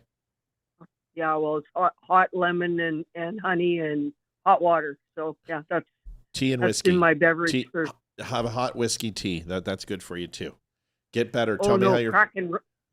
Cracking rum is better. But whatever. anyways. You do whatever you need to do to feel better. We love you. Talk to you soon. Just take care of yourself. Love you, kid. I'm working on it. Yeah, it's going to be another one of those Christmas whatevers of the kids bring everything home, and of course I'm not young anymore, and of course it goes sideways for me. But yeah, no, I'm got the penicillins and all the rest of it, whatever. But yeah, it's I'm hopefully in the last stages of it. But yeah, no, it doesn't hurt as much to breathe anymore. Good. But that's okay. All Love right. you guys. Get yourself a nebulizer and all that stuff. Do all the things Canadian healthcare. All right, we love you. Bye. Oh yeah, Canadian Bye, healthcare. Mel. Love you guys. I love you. Bye. All right, so let's go ahead and wrap this up. So I want to talk about. We're going to spend 2 minutes on Candace. I made a prediction last night, and being right is an addiction, and it's something. On the phone, Matt. Sorry, Mel. I don't know why I put my own name. I told you that Candace was going to come back from Erica Kirk and she was going to backpedal. She was going to try to put the shit back in the horse because she's overstepped and she's getting a lot of pressure, and her fans would turn on her. They have. They're now saying she's a clone, that she died in Nashville and that they have replaced her with a clone. And she is, I told you this was going to cook her, that she was going to turn against her audience. She's playing with them now, but she will most assuredly turn against them. And this is just who she is. I told you, the Lord giveth and podcast fans taketh away. They've tried to do it with me, and they didn't get to it. But here's Candace, and here's her reply. And she's tongue in cheek right now, but trust me, she's not going to take much more of this. And here it is.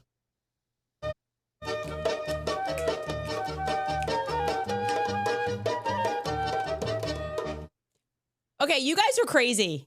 You guys are absolutely crazy. The amount of people who attacked me for sending out a tweet being like, hey, I'm good, I'm alive. We had a very productive conversation. And they were like, she got the call. She got the call. She's betrayed us. She's doing something else. I can't believe it. This has all just been a show. Calm down, okay? They're not going to. And if you do not start down, if you don't start espousing the same bullshit that you did, they're going to turn on you. They're going to eat you alive, and they're going to take away whatever relevancy they gave you. If you think this isn't true, just ask J.K. Rowling. If you think this isn't true, Look at half of the people that conservatives have turned against. Don't you remember when Steve Bannon was the greatest person in the world? Don't you remember when Joe Rogan was the greatest person in the world? Yeah. Don't you remember when Alex Jones was this great person? They will spit you out and eat you up. And if any of these, if Candace Owens said right now that Rush Limbaugh was the devil, and they would eat it up, and they would just turn on Rush Limbaugh in a heartbeat. They would call him a neocon. This is what they do. This is why I set standards with my fans, and I tell them, I don't owe you anything, and you don't owe me anything. You're like, well, I've donated so much and I've bought shirts. Yes, an exchange of properties, an exchange of information took place. I love you for it. And you and I will be friends and have access. But the moment you think you own me, go fuck yourself, because you don't. And I won't allow it. I will not change my opinion based upon my viewership. I never have, and I never will. I have my opinions, and I can be altered and changed. I can be, because I've done it. But you don't own me. But Candace's fans own her. And without them, she goes. Your thoughts on that, Leeroy?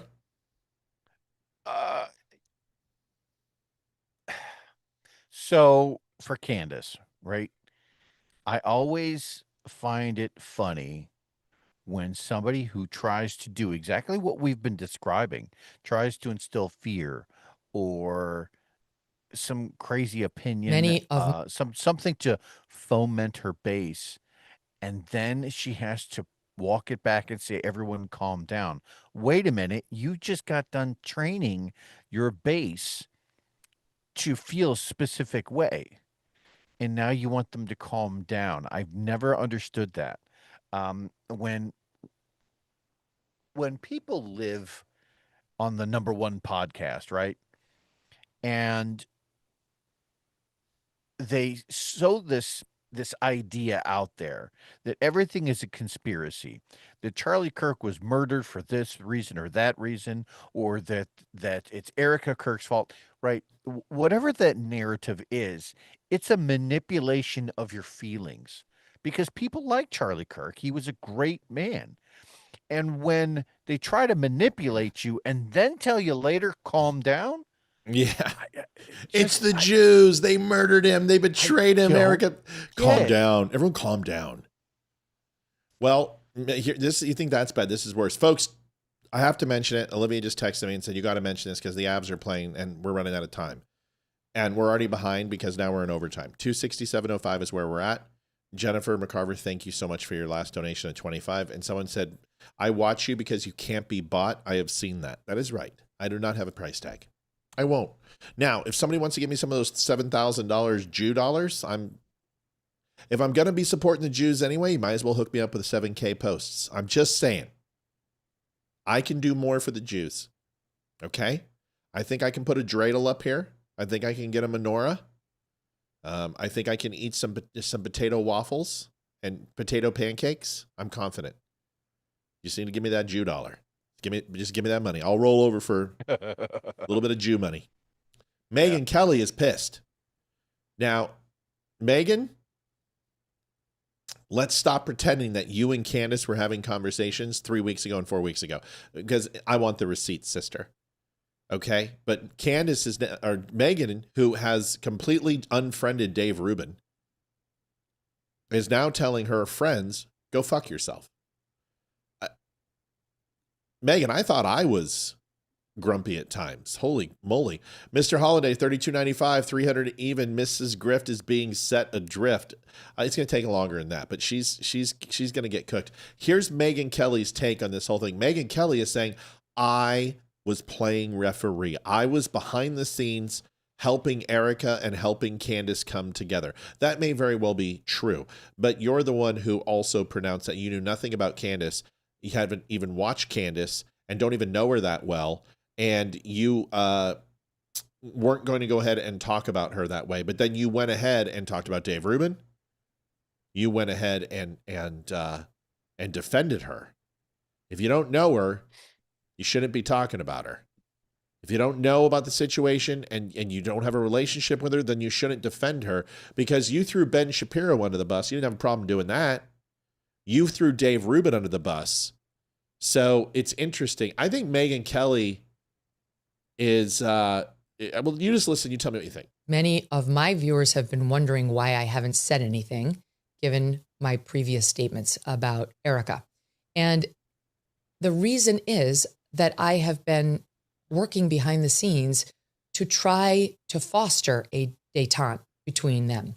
Why wouldn't you tell us Erica that? called me weeks ago and asked me if I would be part of this sit down with them, which originally they had contemplated might be for consumption by the public, might air in some way, shape, or form, and asked if I would facilitate that meeting between the two of them. And I said yes immediately. Of course I would. I reached out to Candace. She said, absolutely. I'm thrilled it's you. Even though she I'm doesn't in. know you and you don't know each other. And the two of them took it from there, trying to negotiate the specifics of what they'd both be. I'll tell you this. If somebody called me, like Damani called or T.S. Dixon called or Chris Peranto called or Roseanne Barr called and said, Matt, we got to talk. I'd say, okay. And I'll listen. But if all of a sudden, if PPD called me and said, Matt, we've got to talk, I'd say, first of all, I really like you and I love your show and I would love to be on it and you be on it. From Paul Rivera, $50 for a great show, brothers. You two are great together. Thank you, buddy. And then I would say to PPD, but mind your own fucking business. Those are the words I would be saying. Thank you so much. I'm a huge fan. I love your show. I would love to come on it, love to have you on it. But you don't know anything about this. You don't know anything about me. And why are you calling me now? Why didn't you call me before when you watched my show and maybe found something interesting? Why are you calling me when you want to interject something you don't know anything about? That's what I would say. Okay? So when Candace picked up the phone with Megyn, if Candace was legit, I'd be like, hi, Megyn, I don't even know you. Why are you getting involved? Well, because Erica can call me. She's a big girl. What is this, high school? Check the box, yes or no? Give me a fucking break. Right. Why do these people matter? I'd be like, who are you? What do you think you are to me? Right. You don't get to facilitate some freaking parlay between her and I. Who do you think you are? You know, and that's a big thing because I think a lot of times when people feel like they're either victimized or to your point, it's the high school games all over again. It's the clicks. It's the, hey, we need to align ourselves so that we can take a look at this person and then give it an opinion on it. Right. When honestly, everyone should just stay the hell out of that light. Yes, get out of it. You know, there's this amazing video that I saw of Dennis Prager. Say it in 30 seconds. And in this video, he was at a church. He was giving this amazing speech. It went on for 45 minutes. But the main point of his speech was, people ask me to give my opinion on Hillary Clinton. And he said, I don't care about Hillary Clinton. I care about battling the left. And even though Hillary Clinton is on the left, I don't dislike Hillary Clinton. I dislike the left. We have to get out of this idea of attacking people personally and getting back into the idea of policy. Right. You can talk about what that person did that affected, like I would talk about Benghazi, talk about the bleach pit servers.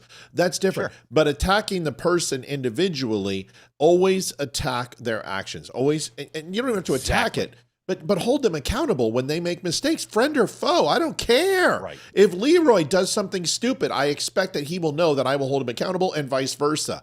If he says something stupid on this show, I challenge him. And sometimes I win. Other times I look stupid and I've got to backpedal and apologize. But that's because we have a mutual relationship. Candace Owens and Megyn Kelly don't fucking know each other. Megyn Kelly even said she didn't even know Charlie Kirk that well. Didn't even really go to lunch with him or anything. She met him at events.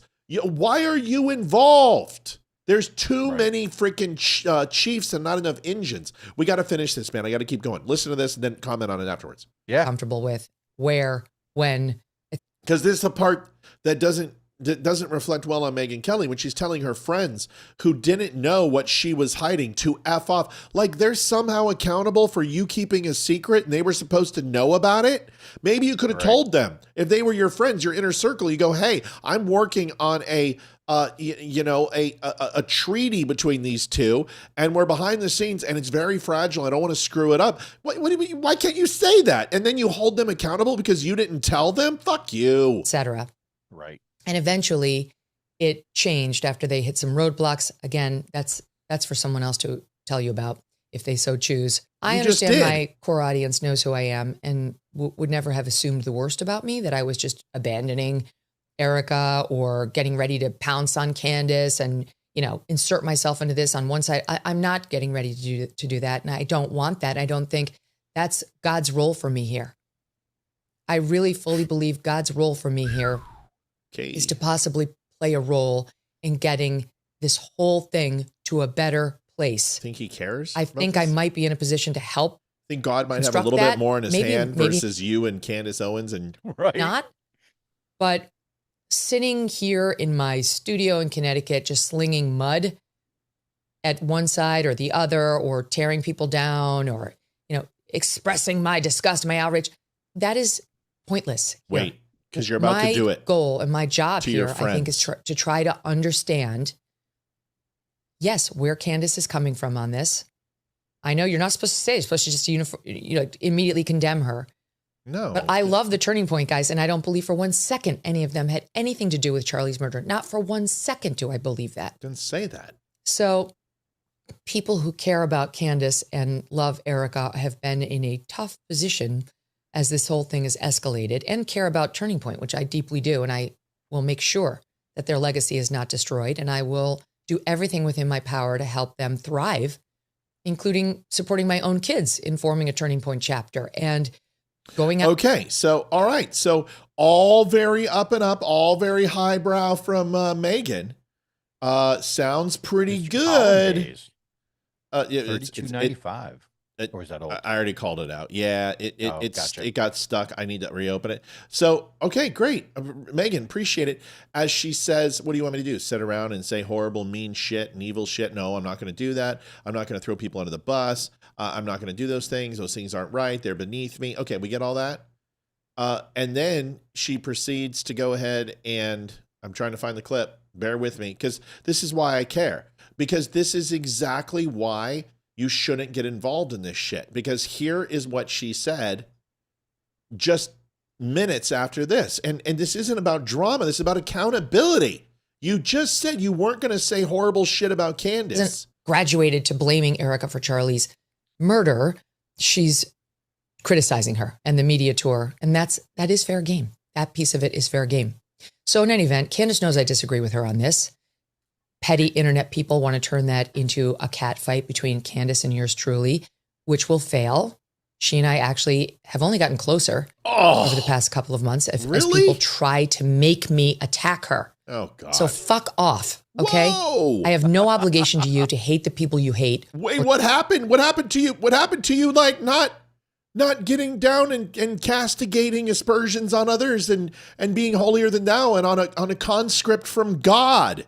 Is this what God wants you to do, is tell your fans and friends to fuck off? Oh my God, Megyn, you're so hot when you're angry. Try to bring down the people you want brought down. I'm sorry, but if that's what you want from me, you do need to move on. It's not going to happen. And I've learned a lot behind the scenes from Candace about some of the things she's been put through from people I used to respect. I also, though, adore and love Erica, and I want this to stop. I do. They sat for 4+ hours yesterday, so I'll let them take it from here. But I wanted to tell you what my role in it has been, and I'll just say this final thing to the hateful people whom I used to call friends, who have been all over the internet trying to shame me and say that no one should ever listen to this program again because I haven't spoken out on the Erica-Candace conflict. I don't have any pearls of wisdom other than go fuck yourselves. Go fuck yourselves. You have no fucking clue what's going on. Oh my God. You don't know what I do behind the scenes. And your world is so myopically online. Oh. You fail to understand there are real humans involved here, and actually being able to touch grass and have relationships with them, which is something I'm doing. I touched my wife's grass this morning. Could prove to actually benefit all involved. Maybe it won't. Maybe it won't at all, but it's at least got a shot. I'm not sure your Twitter shame game. Holy shit. You don't have any problem going after the people who angry. Listen, I'm just going to wrap up my piece on this is Megyn. I love Megyn Kelly. I've got no problem with Megyn Kelly. I called her out because I thought you inserted yourself into this conversation. You inserted yourself into this and you went ahead and talked out of both sides of your mouth, which you just did. You're on a mission from God. God has chosen you to be an intermediary between Candace Owens and Erica Kirk. Fine. But then don't sit here and say that when people talk about Erica Kirk and Candace Owens, not expect you to have some sort of say in this. You just said everything they wanted you to say. You disagree with Candace. You love the TPUSA guys. You actually have grown closer with Candace and you love Erica. You just did it. You just talked about all of it. And then you said, I'm not going to sit here and cast aspersions on people, as you told your entire audience who questioned you to go fuck themselves, including me. So, Megyn, I'm happily married. But if you want to charge that coupon and cash it in, I am ready and willing. Leeroy, what do you think about Miss Megyn Kelly, who told Ben Shapiro and Dave Rubin to go fuck themselves and others? Yeah. While I give that opinion, I just sent you a video, and it was of that Dennis Prager thing. That's a problem, right? Isn't it? Like, if you run a podcast and you have, millions of viewers. And all of a sudden, what we've seen is one podcaster attacking another podcaster, even though politically they're semi-aligned, right? One might be a little bit of a more of a kooky kind of conspiracy theorist, tin hat wearing, whatever the case is. I think what we're seeing is these cracks within a party where we're starting to see some of the seams just start to come unraveled, right? If we're not a unified party, if we can't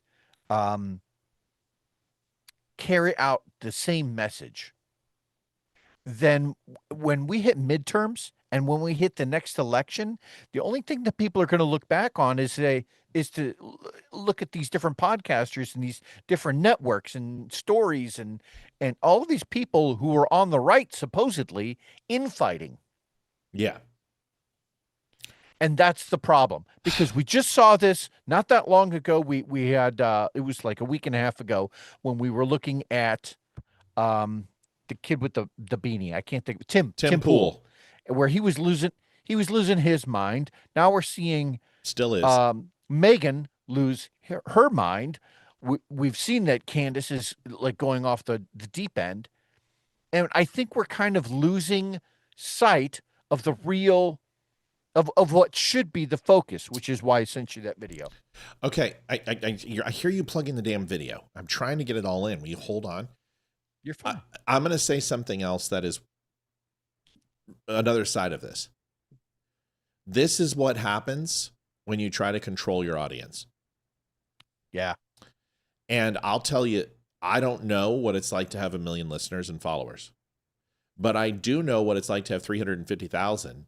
And I can tell you, on a head of a needle, do I have to balance in order to keep them engaged and not turn on me in a heartbeat. But I don't care. And there are days that I have lost 2,000 followers for talking about Candace Owens. And I don't give a shit. Because followership does not equate to dollars. To get past my audience is what I have to do, and that's in the millions in order to make profit on Facebook. People say that I don't allow my audience to disagree with me. That is the biggest fucking lie ever. You just get mad that I disagree with you right back. That's what you don't like. And the people who get most frustrated is Matt can never be wrong. That is not true. That is not true on 1 million different levels. The point is I usually don't say something unless I know it. And knowing it comes with experience, comes with studious learning, comes with disseminating information in logical ways, in deduction and removing emotion. When I have that, I'm a dog with a bone. But there are plenty of times where I'm like, I think I'm right about that. Let's look it up. That happens all the time. And then when it's not, I'm like, oh, you know what? You were right. Leeroy and I do that all the time.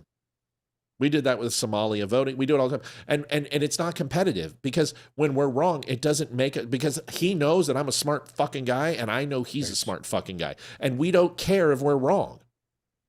We just, the only time we ever get is when we have an opinion and we don't agree with each other. And that is all day long. You can do that all day long. That's fine.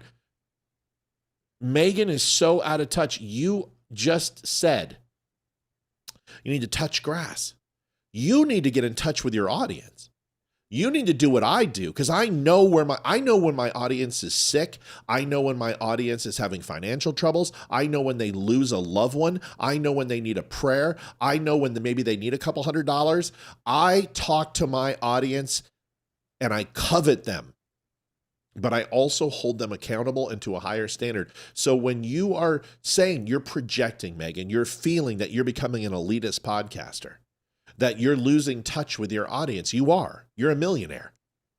Right. You don't have the pulse of your people. And that is the one thing that Joe Rogan has been successful, is he doesn't lose his audience. Yeah. He stays true to them. And they know that they can trust him. Megan, you need to have some self-reflection. You should take a fucking pause, and you should either get into the fight or shut up. Get into the fray and take a side and argue the side for each individual. Like, there are times Candace was right. I talked about it last night when she talked about the terrorist attack, and I said, yep, this has been known since August. Leeroy came on the show a couple months ago and said, guys, hold tight and be studious. Be very careful. Make sure you're frosty and you have your head on a swivel. Candace was reciting information. I didn't mock her for that, except when she was wrong and then said, this will age well, and it didn't age well. The point is she was also right about Charlie sending a text the night before that he said that the left is going to try to kill me. This is the night before he was killed. He sent a text, and it's been confirmed. She was right about that. And people said she was crazy, and I never hit her on that. I hit her on the shit that the trap door and the palm pistol and the secret hand signals and Egyptian planes, that shit is just unfounded wacko. But this woman has built the last 10 years building relationships and an intelligence gathering operation of fans, and we have the same thing. You have to believe how many people come to me with information. So you have to take each individual thing and assess it. And Megyn Kelly is not being a journalist. She's acting on emotion. And I expect more from her.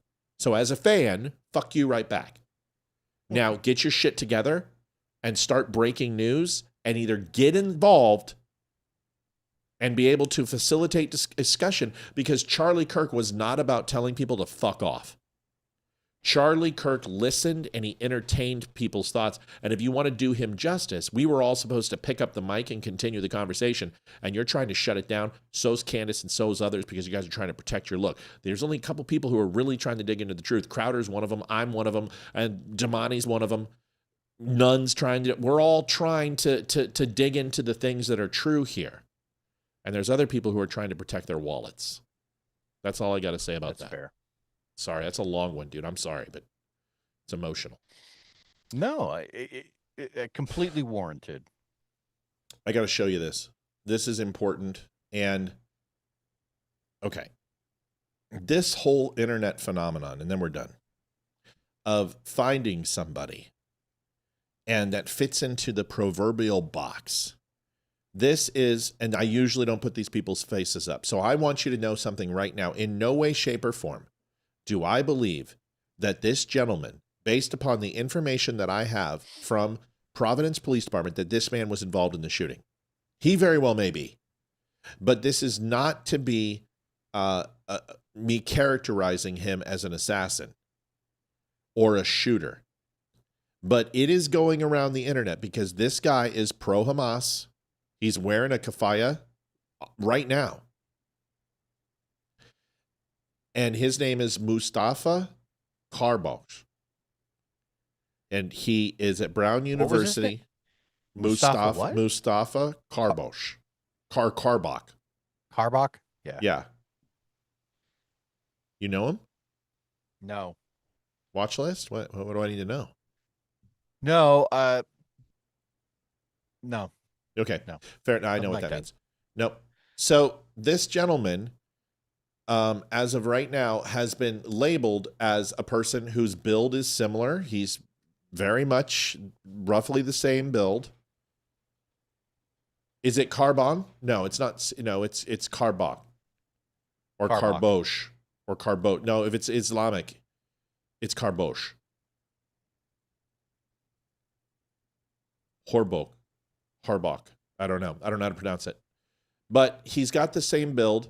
He certainly would fit into the stereotype that we want it to be, which is an Islamic extremist.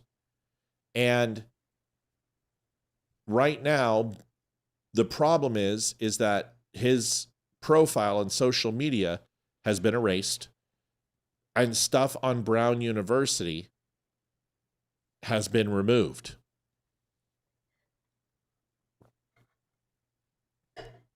Okay. So according to the internet rumors and people like End Wokeness and other people who broke this story, Nick Sorter, have been blocked by Brown University because of it. Now, if you show me this, I do not believe it is the same build. This guy has a beer belly. I believe his age is probably 30 to 40 years old. He has muscle under there. He is not a small built man. It doesn't strike me. The guy's got the Jew fro going on, and it's not Jew fro, it's a Persian fro. There's just little things. It does not. This mannerisms, honestly, the way he's standing and holding his arms behind his back, that's a European thing. That's a European thing. People in the U.S. don't hold themselves at parade rests like that. The way this guy walks and the way he brings up his arm to belt buckle screams military or ROTC or something to me. Do you see how he's swinging his arms and his step and his stride? He's got a military gait. Here he doesn't. But you see how his arm's coming up just a little bit in front of his leg? That looks, that it has that feel. I don't think he's as tall as you think he is. His shoes are fairly short. But here's the thing. You can't ruin this guy's life. You got to be careful. You can't assume that this guy is your guy.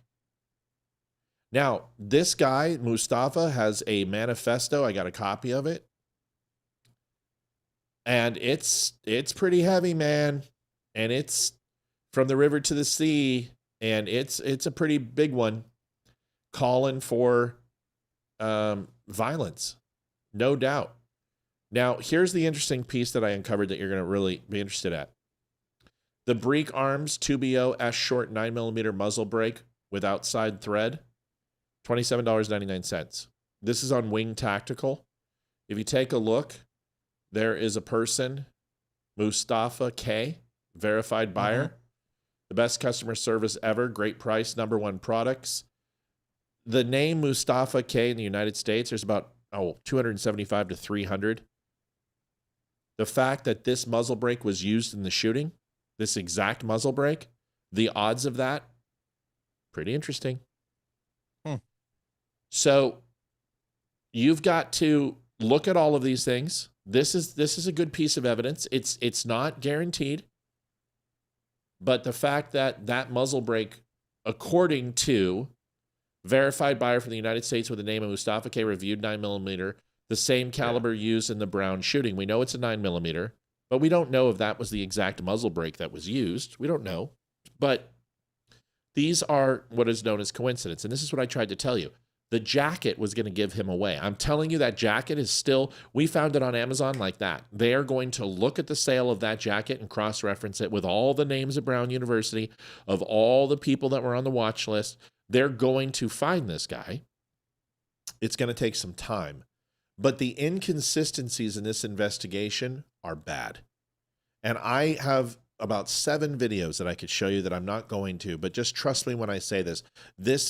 The way that this team is handling this is a shit show. They don't know what they're talking about. The chief of police, you can hardly understand him. The president of the university is a retard.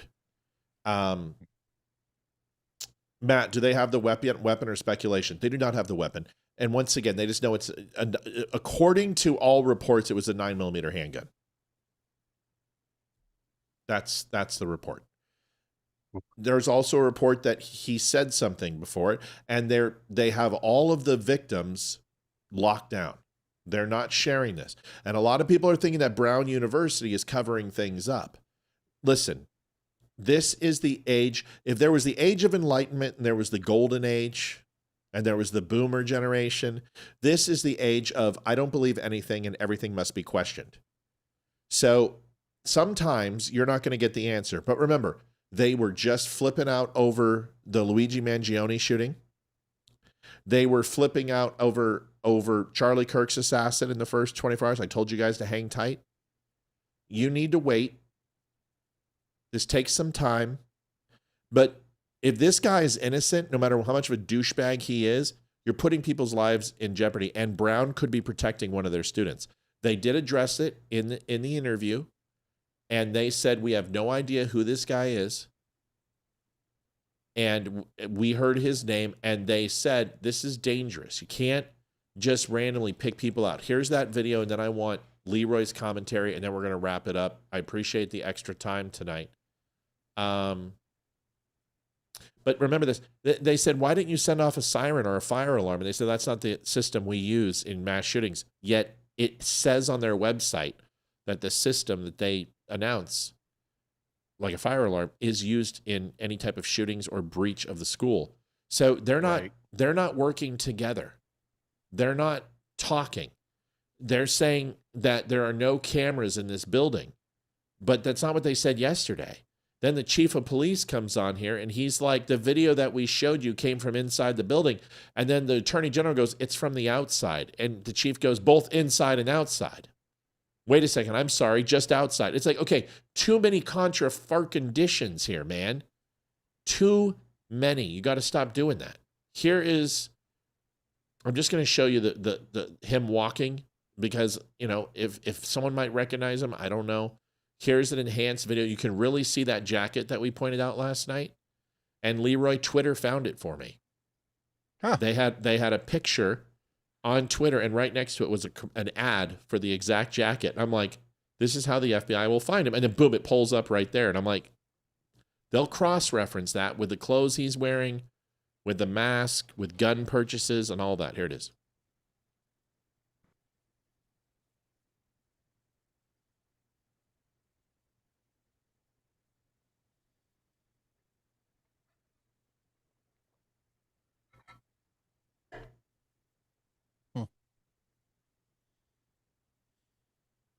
He's got a little swagger, you know? He's got a bit of a stride, yeah. It's a swagger. It's like hood element, but that's European. That Americans don't stand that way. It's not an American thing. It's a European thing. I'm not saying that there's not people who stand that way, but you just don't see that. But that's stride. Mm-hmm. Head up, chin up, parallel to the ground, and that little wobble in his step. It's like, what's up, man? You know, it's that hood element type thing. He's also wearing a knapsack around his chest. Honestly, he kind of walks a little bit like this is going to sound a little crazy, and trust me, I get it. He walks a little bit like an Italian man who owns a bakery. Yeah, you know, and that's what I'm saying. It screams European. Even the handbag he's wearing, strapped across the chest on the side, that's a European thing. So some definite overseas influences. Would love to get your final thoughts on this, and you wrap it up for us. And I'm sorry it's so late. When these types of videos get examined by the FBI, they get analysts like me who they will examine the gate. They will examine every gesture, every generalized movement. We'll categorize it that way. When it's caught later in another video, if they think that they have the same person, then some analysts will compare the two and say, "Yep, this is this shadow means that at this time of the day, this dude was this high, he was this tall, and so." Now they have a generalized height that they're looking for. You can, based off of the height and the shape of that body, you can get almost a definitive weight, right, and shoe size. So it won't be long. I think it'll be much shorter period of time than you might think. You're gonna listen. Someone's gonna recognize that. It's like the Mr. and Mrs. Smith movie when he pees and she has him in the sniper crosshairs. She's like, yeah. Oh, holy shit. You just know your So spouse. good. Somebody's going to see him and know. Here's the Attorney General real quick. Just want to get this and then we're gone. I'm sorry. It really is late. Question about that name. And I know the name that you're asking about because a member of the media asked me about it. I am familiar with it. I wasn't familiar with it when the media member asked me about it. I think it was either CBS or NBC. I asked my team about it. I think this is an area where caution is really necessary. There are lots of reasons why a page might be taken down, particularly if there's chatter out there about, to your question, Amanda, about words that were spoken. It's easy to jump from someone saying words that were spoken to what those words are, to a particular name that reflects a motive targeting a particular person. That's a really dangerous road to go down. Really dangerous. If that name meant anything to this investigation, we would be out looking for that person. This is what I'm trying to tell you. You guys, it's easy to be a Monday morning quarterback, you know? But you don't know what these investigations are like. They have thousands of people working on this. They have a tip line that's going. Listen, I've already told you, I'm on your side. They're bungling this. And it's not the investigation they're bungling. It's the PR people. You should shut up and let the FBI talk. Never put that chief up there. Never put the president of the university up there again. And the attorney general, he's meh. This, if you are in the middle of BFE, bumfuck Egypt, and you don't have the talent and the personalities to communicate effectively, then you should not talk. This is how these conferences should be. It shouldn't be thoughts and prayers. It shouldn't be talking about the security systems. It shouldn't be talking about the alarm systems. You go out there and you state the facts, and you have a sheet. At 16:30 p.m. Eastern Standard Time, a lone gunman came into Class EF in the Brown Building and fired what we are assuming at this point is 130 to 150 rounds, striking this many people. We have an active investigation. We're asking for the public to help it. Here's the videos. We are not going to play this on a screen and wait for it to come down. The news media stations all have it. They're going to play it for you right now. We'll be right back. Boom, play it, come back. If you have any tips, here's the hotline. We're asking for blood donations for the victims. We're asking you, please, if you do not have do not put in any supposition or speculation because it stops the investigators from that's every lead is a lead that needs to be investigated and it slows us down. We will have more information for you tomorrow when anything is new. We may not have anything for you tomorrow. This is an active investigation, and we will catch this individual. Thank you. Have a good night. That's what you should say. And then shut up. Instead, they're going out there talking. Oh, and don't forget, policemen's ball tickets are for next month. $22.75 gets you a buffet table at the Golden Elk. Nobody cares. Just like... What was the show? Frank Webb or whatever it was? Just the Facts, ma'am. Yeah, Dragnet. Just the Facts, never said ma'am. that. No, he didn't say that. But they did. Wait, really? He never said that. Dan Aykroyd said it. No, with Tom I mean Hanks. in the 1950s. Oh, he never said Just the Facts, ma'am? In the original, yeah. It's I like believe that you. Starship. When you hear Star Trek and it's something about like beam me up, Scotty. Did he ever really say that? No. Yeah. Maybe he Anyway, did, I don't know. Listen, put us out 1 minute. I followed a lot of his movies or his movie. Are you sure? Yeah. Just the Facts, ma'am. All right. I think that's like a world famous trivia. We will let you know we were looking for that. Yeah, go ahead. So we have to be really careful when the public starts criticizing a lot of what the police are currently working on. To Matt's point, it's very easy to become a keyboard warrior. and we have to make sure that we're steering clear of this idea of are we trying to pin a criminal to a crime or a crime to a criminal kind of thing. Good. Well said. Well said. And if we can just let the police do their thing, do the appropriate amount of evidence gathering, connect the appropriate dots in the way that only real law enforcement can and should do, everything will be fine. Jack Webb never said just the facts, ma'am. He said, we're here for the facts, ma'am. Or we're here for the facts. No, ma'am, at the end. Not the same. But in Dragnet with Dan Aykroyd, he most assuredly said just the facts, ma'am. Yeah. That is a great little piece of trivia. I did not know. It just shows how old you are. Folks, thanks for watching the Don't Unfriend Me show. Leeroy, I love having you on. It's always good to have you. Thursday, we're going to show your video of Mr. Prager, and I promise I will show it, and we can lead the show off of that. No It needs to be shown. But tonight's late night, games being played. I need to go. Love you guys. Thank you. We'll see you next week. Tomorrow night, Olivia and I are on. We'll see you Wednesday. God bless, and take Love care you guys. of yourself. Take Good night, care everybody. of each other. Bye. See you, buddy. Bye. Adjusting transmitter output. This is the Don't Unfriend Me show with your hosts, Matt, Leeroy, Amy, and Olivia. Geopolitics, military analysis, and election coverage. Coming to you live on all major social media channels at The Dumb Show. Honest, direct, unfiltered. We can agree, we can disagree. Just don't unfriend me.